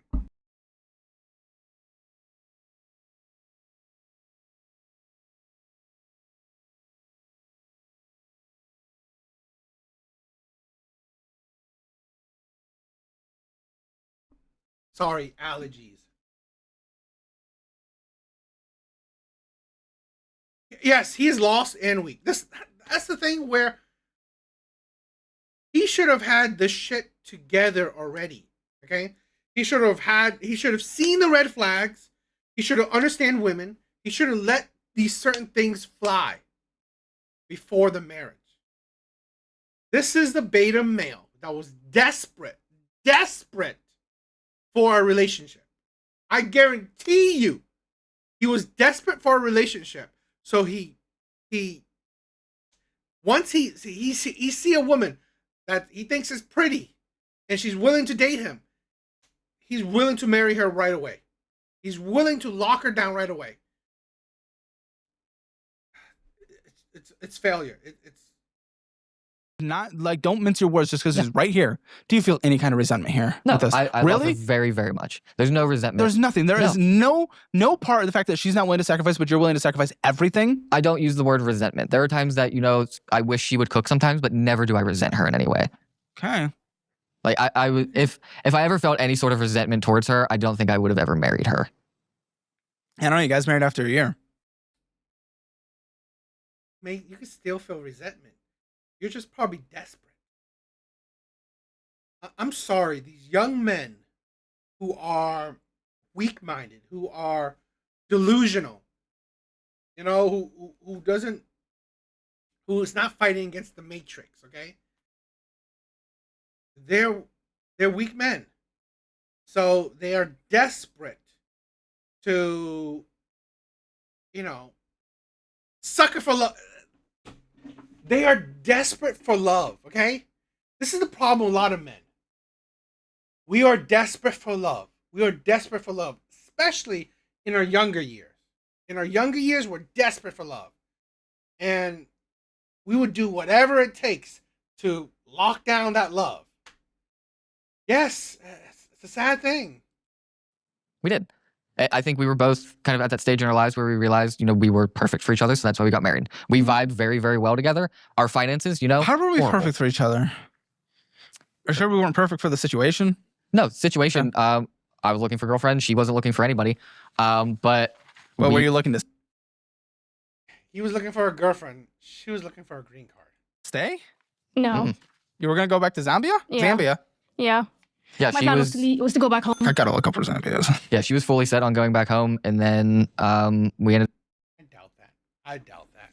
up dating and realized, you know, we both have the same goals in life, don't want kids. It's a cool flat. 100% redneck. I agree. He's too weak to lead her. And all that sort of stuff. So I think we kind of just hit off based on what our future expectations were. You sure you guys want to live there? Yeah. Where she lives in the capital city, so it's very nice. I get it. It's just in that like equator belt. Yeah, the copper belt. That is just like so hard to develop because of just so many natural problems that aren't even people's faults. It's like the fucking no deep water ports, endless disease. It's very hard to tame nature there. And it's just like, is that where if we get to choose to live somewhere, is that what we're choosing? It's not an African thing. Yeah. Okay, well, South and I agree. Disney, women. Love is a dream best sold by women to get men's money. Love is a ideology that has. It is the ideology that gets men to file in. Right? Love is an ideology that has gotten men to obey. To follow the rules. Get in line. I this is the thing where I'm not delusional in that. Let's say marriage. Let's say how men, monogamy is for the average man. For the average men, okay? To, be productive. This is the thing. Love got this man to go to 2 jobs, most likely eventually 3 jobs, to support a woman, to be a stay-at-home wife that doesn't cook, probably doesn't clean, and just play video games. Love is doing that. Because human society, I mean, animal, whatever, instincts, whatever, it's the strongest to survive, okay? Monogamy was developed so, the average man, right, can have a goal. They have a goal, so they won't revolt, so they won't go crazy, whatever. North, but that middle part, that's just rough. That's just rough. The rough thing about it is big reason why we're not going over now is because they have load shedding, so they shut off your electricity for part of the day, like every day. That's where I want to live. And their internet is absolutely atrocious. And I know you're addicted to that, so that's like... Yeah, but the quality of life there is so much better than here. It's cheaper. Like once you buy a house there... In which way? If you buy a house over there, it's yours forever. There's no property tax. If you don't pay your utilities, it doesn't matter. That house is yours until you die. There's no utilities to pay for sometimes. They turn them off. Oh, well, you still pay for them. I mean, you still pay for them, but they turn them off. But it's much cheaper. I'm paying for things I don't get. But everything over there is much cheaper. It's much cheaper. And it's for a reason. It's because you also don't make anything. Yeah, and they don't have credit, like a credit system over there. So there's no like mortgages or credit cards. It's if you want a car or a house, you pay. How much is a house? You can get a house like US dollars anywhere between like 20 for something like kind of. This is why you don't need a loan for it. Or they have houses that go up to like 300,000-400,000 US that are like giant mansions. Which I'm sure you can find a loan for it. Yeah, probably. But I don't really think know the market. I don't think we have loans for homes. There are no loans. You're for literally saying no one could find a loan for a home in Zambia. Well, last time I was there was nothing like that. Yeah. Could be new. It's been a couple years. But like cars over there, like you buy your car full cash, no interest payments. How much is a car? About maybe 5K. Okay, see, this makes it like we're going and get a new car here. We're talking 40-50. Oh, yeah, so it's a different situation. And yes, you can borrow to buy a home in Zambia. Several financial institutions offer various mortgage products tailored to different needs, including purchasing, building, or renovating a home.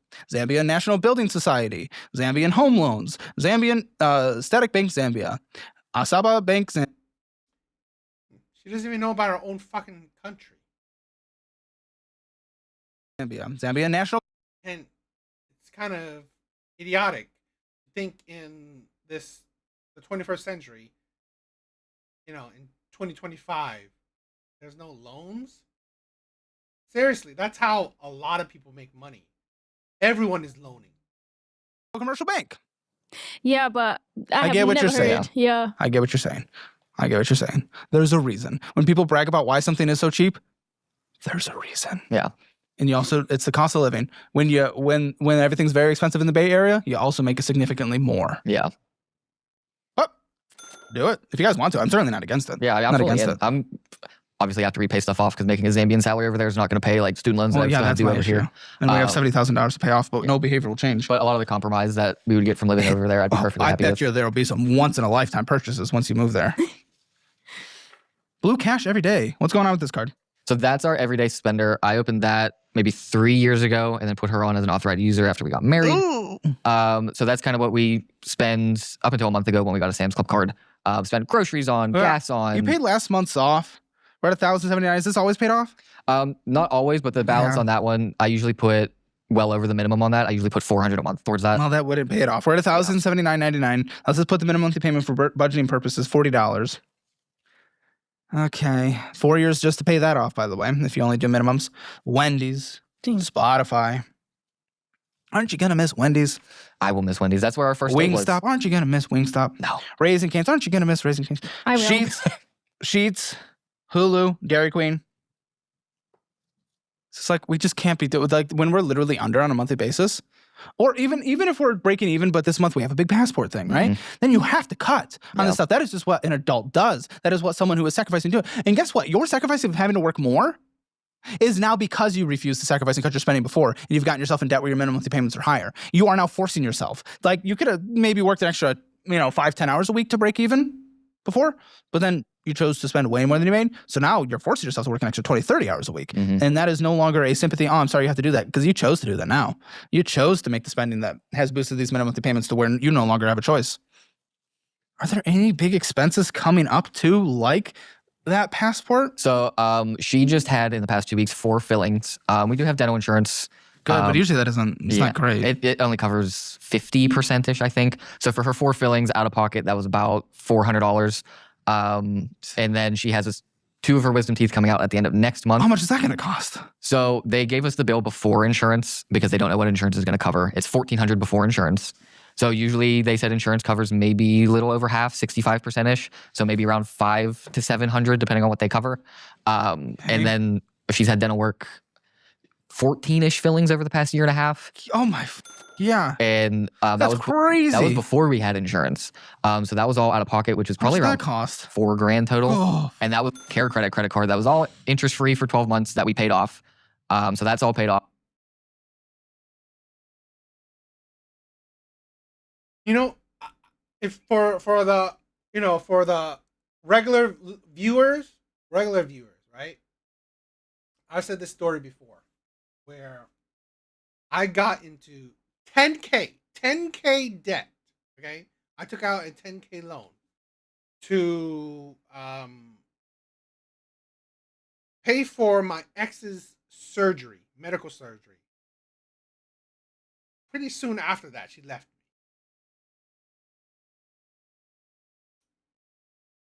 You know, this is a thing where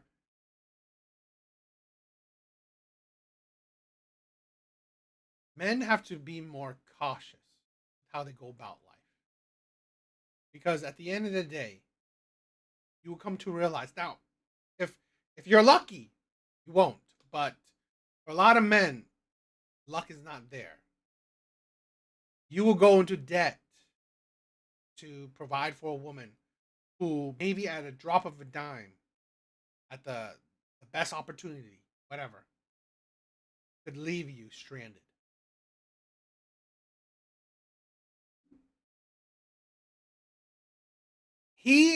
She's not pulling her weight in this relationship. It is one-sided. She's sitting there smiling debt. Yes, a smiling debt. But it was still $4,000 for all of her dental work. Because they don't, how we do in America, go to the dentist every 6 months. They don't. They go when their teeth hurt. So her teeth never hurt. Zambians. Back home. Zambians. Yeah, plus I also don't like going to dentist at all. Yeah. Well, no one likes to. Yeah, but hopefully after these teeth are done, I mean, half of her teeth are filled, so she should be okay. Teeth are not one-time purchases. Yeah. I don't know if you know this, but they also exist for the rest of her life. Yeah. Until you pull them out. So no, that's not how that's going to work. More work will be done in the future if you both want to keep all your teeth. I think the big reason why she got a lot of the dental work done at the beginning was because she never really saw a dentist over in Zambia because her teeth never hurt. When we started going every 6 months here, they went, "Oh my God, like you have so many cavities." I'm sure you had a lot more sugar when you came here. Yeah. It comes in our diet. Yeah, so hopefully now with her seeing the dentist every 6 months and she's taking care of her teeth much, much better, that maybe only one filling every now and then rather than 8, 9, 10. Yeah. So hopefully much, much cheaper. Over the past year and a half, my team and I have worked with experts to create the Black Limited Edition Steelers tickets / coins. Again, couples massages. This is like you guys are spending so much money when one is not working and the other one makes peanuts. You guys are living a lifestyle that you're not even close to. And it is putting you in such a bad place. And still, I really don't care. Like, live wherever. I'm cheeky. I make jokes, whatever. It doesn't matter. But it's like, you guys are living the bougie lifestyle. Like, are they not? I don't know. I mean, like, there's so many hustles, right? So many hustles nowadays. Is there not a way for her to not make money? I mean, to make money unconventional ways? You know, I'm pretty sure there's ways to make money under the table and stuff. How's it going to translate to over there? It's like I'm very curious to see the kind of lifestyle you guys live over there. But either way, you're never paying off the debt and saving up the money that you want to live. Make it over there. If you got $1 million saved up, compound interest and all that good stuff, by the time, you could live like kings, right? Mm-hmm. But it's like, you're never going to get there if you're living a $120,000 lifestyle like you guys refuse not to do, essentially, off of $20,000, $30,000 a year income. So I don't know how we're ever going to get to that Zambian point. So the bougie in Zambia, even making $20,000 here is rich for I get that, but it's the lifestyle. Like, you have access to all that stuff over there that you like to do. In either way, okay, great. So, and that's if a coup doesn't happen. That's true. I'm just saying, if you're living the $120,000 a year lifestyle now while making 30, how are you ever going to pay off this debt and save up the amount of money that you want to have to live over there so you don't have to make that, median salary or whatever? No, I looked up their GDP per capita, not even the median salary, but let's say you make $1,000 a month. You want to save up more money to live that higher lifestyle there. How do you get there if you're living off 120 now? Yeah, so I think this shows kind of the big kick in the ass that both of us need to essentially change everything that we're doing with how we're spending money. Obviously, I'm going to need to work more whenever she gets to work, overtime if they allow it. So I think this is the big kick in the ass we need to get that debt away, and then we can save up for a couple of years, and then we could be perfectly fine living over there. It's not a guarantee that we go over there in 5 years or 10 years or 20 years or whatever. We'll just get to it whenever that comes around, but we do need to pay off this debt first. That is number one priority to us. With a master's degree, with a lot of experience in Zambia, you can make about $3,000 as a math teacher, but if you go private, you can get $5,000 a year. Okay. That's good. U.S. or kwacha? U.S. money or kwacha? That's U.S. our currency. Okay. That's good. For kwacha, you can go up to 106, 820 kwachas. Because what did you make over there when you were working logistics? 10K. Yeah, it was 800 US a month. Yeah. And that was good salary for them. Yay. Let's do that again. Okay, City Double Cash. And I love this card. I use this card, but you guys are not credit card people. And the last one, yeah, you're right. You paid off the last balance, but you did have interest accruing this year, showing that you do not always pay off the balance, meaning you're not credit card people. Don't use credit cards. It doesn't make sense. It takes 11 years to pay off this card. You're only making minimum payment. Looks like it's at a 0% period right now, but $3,092.50 is your minimum. Oh, is your balance with a minimum payment of $41. 11 years to pay off. But interest kicks in a year. Yeah. No, less than a year. It's like 9 months. Yeah. Yeah, that one I think. Maybe she could sell feet pictures. I mean, that's what I'm saying. The problem is she doesn't have the hustle mindset. Financially, I see him turning toxic. I would hate to see that get red pilled after she divorced him. Oh fuck! Oh shoot! This is the problem, right? With men like this, men like this, the blue. The beta men, when they turn red pill,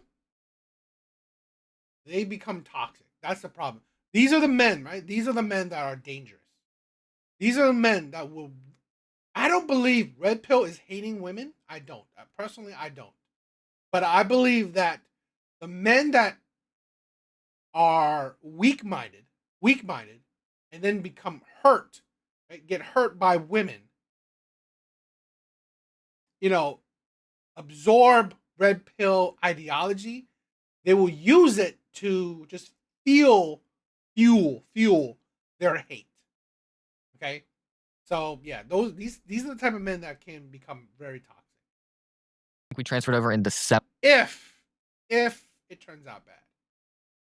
That was from the MX. Transfer. So it's transfers to transfer. Our transfers to transfer. Yeah. It's again, if we're transferring to transfer, you never get out of debt and never save up the stockpile, the arsenal that you need to get over there. My thought process for balance transferring these was if we kept that whole balance on the MX card, being that that's at a 27% interest rate, we wouldn't be able to make those minimums. I get that, but again, you're only making the minimums and you're never going to be able to go find Coney, okay? Yeah. It's...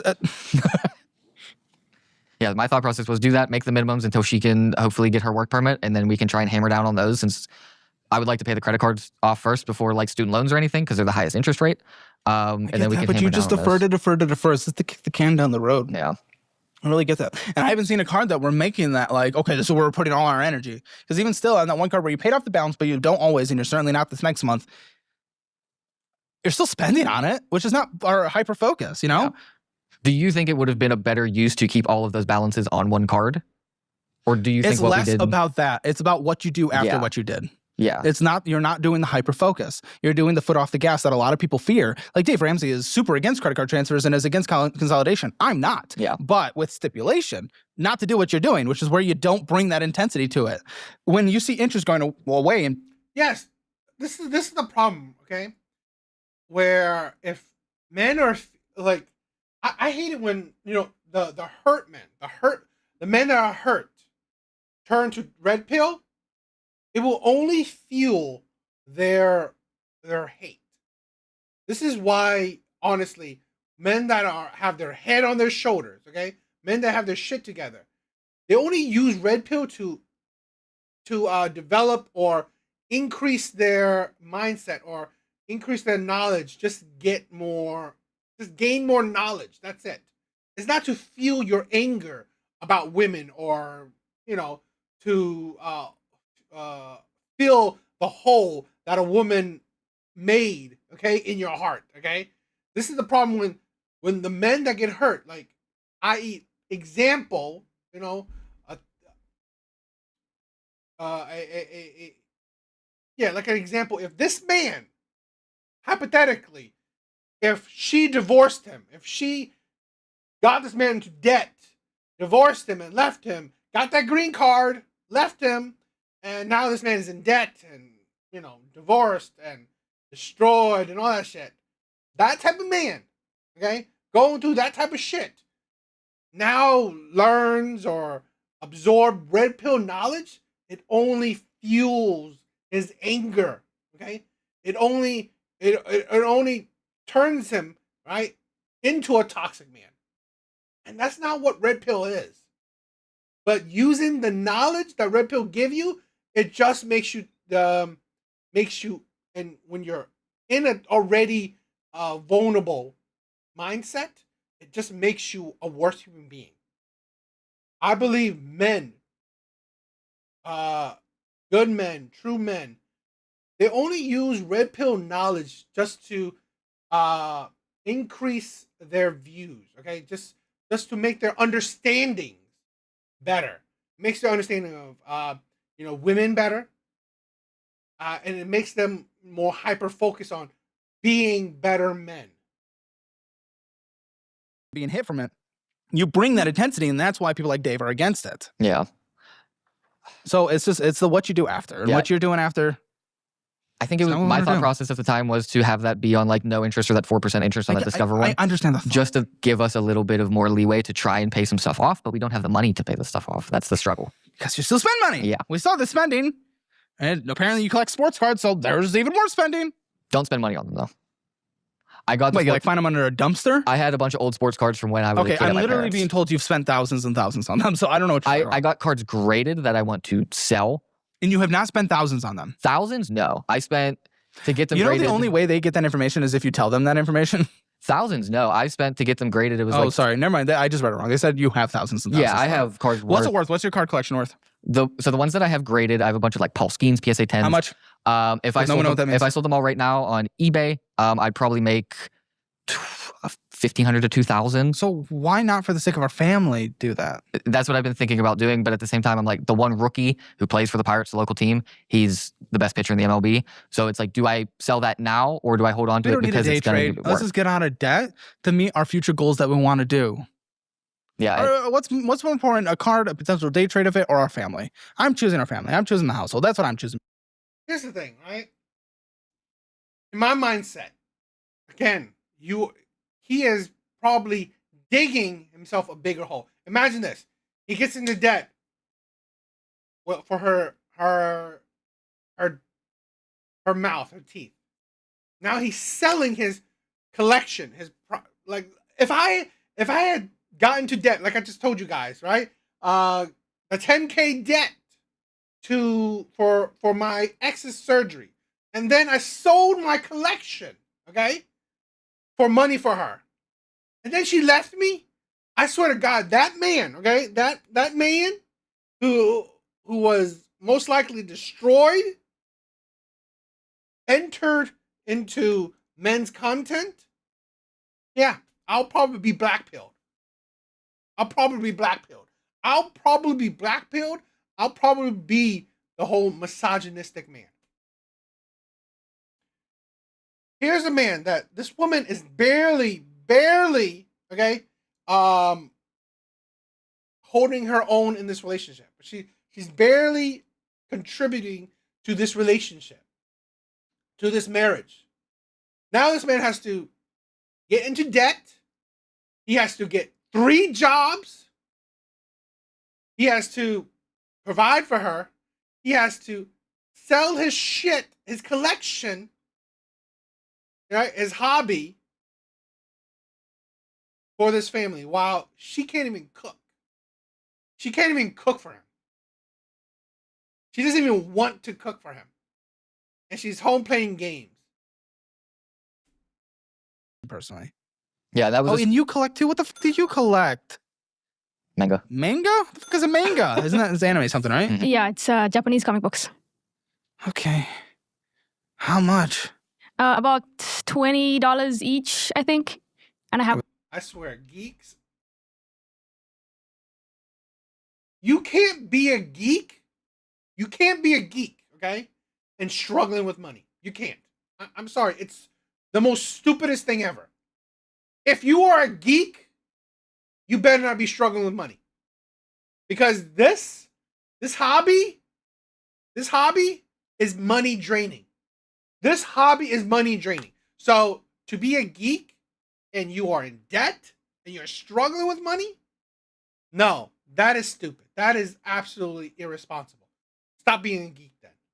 Okay, stop being a geek because honestly, this passion, this love, okay, this love I have, shoot, I and I've been there, I've done that. Okay, I'm not saying that, I haven't fallen into that pit. I have, and I had to stop. I had to get out of that pit.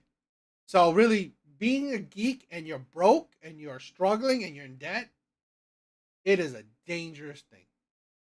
About 30. Some of them are 30 because some of them are light. How much? Total? Yeah, how many? I have maybe 15 of them. Okay, it's not the worst, but it's priorities of where we're going, man. It's priorities of where we're going. Yeah, I mean, we're going to be kicking into that 22.24% interest rate. Like, that is not the life we want to live in 9 months. No. And what is required to pay this off in 9 months is certainly not what you're doing. You're only making the minimum payments. So with that balance, what was that? $3,092. Yeah. 9 months, you kind of do $343.55 a month. Oh, Sam's Club. Okay, we keep going. Luckily, this one's relatively small. It looks like you might pay this one off every month, so I'm not going to write it down as a debt. But right now, it's at $167.69 because you purchased $197.69. Yeah, that one's for the Sam's Club groceries and gas that we just get there, and I do pay that one off every month. We just opened it maybe 2-3 months ago. Why are you opening new cards if you can't manage your other cards? I'm glad you've done this well for a few months, but your other cards are showing that you cannot do them well. In fact, you're balance transferring to get out. Yeah. To get out of the world of interest. What is suggesting that you are safe enough with credit cards to be able to make it? I figured with that one, we only spend that at Sam's Club. That's not a spender that we use. Which I hope for now. For now, it's 3 months. Look what you've done with your history. It's the history thing. I know that if I have thin Little Debbie's in my house that historically I eat them. Oh, I did well for a month. I'm okay to have them in the house now. I'd probably fall back into it. There are just human instincts. And you guys are clearly not good with budgeting or spending or managing or credit cards, whatever it is that we're discovering along the way. You might do well for a couple months. This is a dangerous weapon. With that card never stays in my wallet. It always stays at home unless we are going to Sam's Club. Okay, for now. I agree with you, and I believe you. Yeah. But it is based on your history that this is a ticking time bomb. In this situation, it's a situational thing. Do I want you to do that forever? No. No one would suggest. People think I'm mean. Oh, work, can't spend money. Okay, they're little pussies. The fact is, I want you to actually live a better life, and sometimes you got to make a little bit of a sacrifice in order to do that.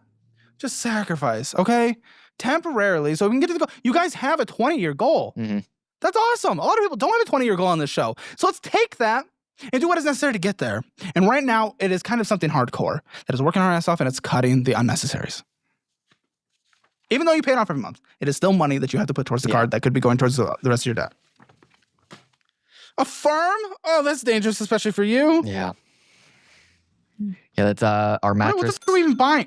Mattress, and there was her. You could have cheapified the mattress. And there's the phone. Yeah. You do not need an sucks. iPhone. It sucks. It's horrible. Yeah, my old phone was also not It's a working. 16. Oh, dude, just get an SE. It's cheaper. Okay, Affirm me. Are any of them interest? No interest. What's your minimum monthly on all this? The looks mattress, like $41.42. Yeah, $41.42 for the phone, and the mattress is about $69.70. Okay, so we're looking at $111.12 on a monthly basis, and we owe $1,673.40. If I'm not correct, I think Affirm does charge an interest. At least last time I saw it, I seen Affirm. If you want to split costs, they do charge an interest on the split. That's what I believe. 6 cents. Yeah, Nectar. I got Nectar. Nectar's a good bed. You did not need that. When we're dying, when one's unemployed and the other one's making pennies, we don't get the nice mattress. And I love my Nectar, okay? You don't need it.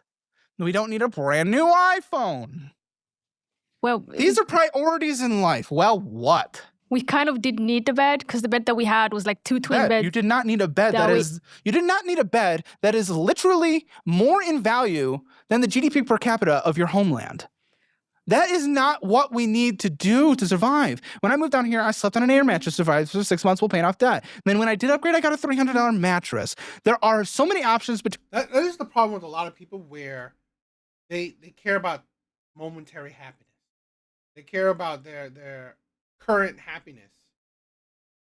And they don't understand that if you have a goal, you're going to have to sacrifice. You're going to have to make sacrifices. This is a thing where there was a good period, right, where I was either in the negative or at best zero in my account, my bank account. I had to cut off all spending. Decide if it's not bills, no spending at all. Nothing, no luxury, nothing outrageous. If it's groceries, and this is like low groceries, right? Maybe Aldi's, maybe Family Dollar, maybe Dollar Tree, whatever, okay? Sacrifices. And then spend on only bills. That's it. Nothing else. Live a very frugal, crazy frugal life. That's the sacrifice you want to make. That's the sacrifice you have to make if you want to reach certain financial goals. Between sleeping on the floor and getting a near $2,000 mattress. There are options. And this is what we do when we want to live a better life. This is what we do when we don't make much money. I'm sorry, you don't get to live the life of the rich and famous when you don't make the literal median household income in the United States, which is close to like $65,000. You make less than half of that. So I don't give a fuck. You're not getting a nice mattress. Wah! Also, less than half. We do make more than less than half. I make about 45 a year. 45 a year? Substitute teaching brings in about 35, plus I make close to 10 with CVS. You're extra. Okay. Yeah. It's that extra that keeps. Yeah, it's still not wonderful, but because I don't think you're making 35 with your substitute teacher. With what you make working full time, net. Well, I'm thinking net, okay. Right? I'm thinking net is like that's with no time off is 33. Yeah, you have a lot of time off. I'm guessing you're closer to like 22. I've net. only taken off. No, 3 days come this on, year. the months. The teaching income. Yeah. The summer break, the winter break, the spring break. Look, you work 6 days this month. But 175 times, we have 180 days of school. And I've only missed, this is my 4th day of school that I've missed this week. So I've been 88? 180 times 175. 175, but that's not 175 net. It's probably one. Because they take out times 88, you said? 180. Sorry. 180 years, yeah, sorry. 180 days. Yeah, it's probably closer, like I said, 25. I said 22, 25. Okay. Yeah, because they take out a decent chunk for... So it's probably even less. It probably is closer to 22. It's called PESERS. They take it out. It's the Pennsylvania State Education Retirement Service. There it is. Yeah. At some point you'll get it. Hopefully it's being invested well and they don't... I think they take 4 and then I put in an additional 3 or 4. So is it a pension or do you get to control what it's going in? The one that I'm in now is a pension because they have a the different categories of it, but you can't get in those other categories. Pensions in the United States sucks. They invest like pussies. Yeah. It's not like the Canadian teacher. The Ontario teacher fund, woo! They own like 5% of the world. Yeah. So like the PESERS thing, they call PESERS, but like I put 4% in, I think they take 4% out. So it's like a decent chunk of my check that comes out. But it just usually doesn't return what you'd want to see in your own investments. That first 4% is mandatory, like they take it out for anybody. Yeah. And that second 4% is like whoever wants to buy it. I know. I would talk to him. I'd really try to get him to assess it. I'd really try to get him to assess it. I'm down. I am down for it if it actually works. And I want you to be very careful about it. Yeah. Over 3 years, I only have 14,000. And then just use the one car? Yeah, because she's not working. Okay, so I'm going to cross that off for now. That minimum monthly payment will be gone in a couple months. What is the minimum for now? On that one, it's $260. For the next 2 months? $263. Okay, the next few months. Okay, Carly's too. This one's bigger. We have a remaining $5,760. Not terrified about the balance. That's not. But okay. Well, what's the minimum monthly, and for how much longer? I think that's. I mean, they're still going to just bring it down. Talking about more of their finances. I think it's interesting. You guys should check it out. It's a little bit more. Almost over. I mean, we've been going on for 2.5 hours. Again, it's a good show. I thought it was cool. What do you guys think? There's not a whole lot to react to.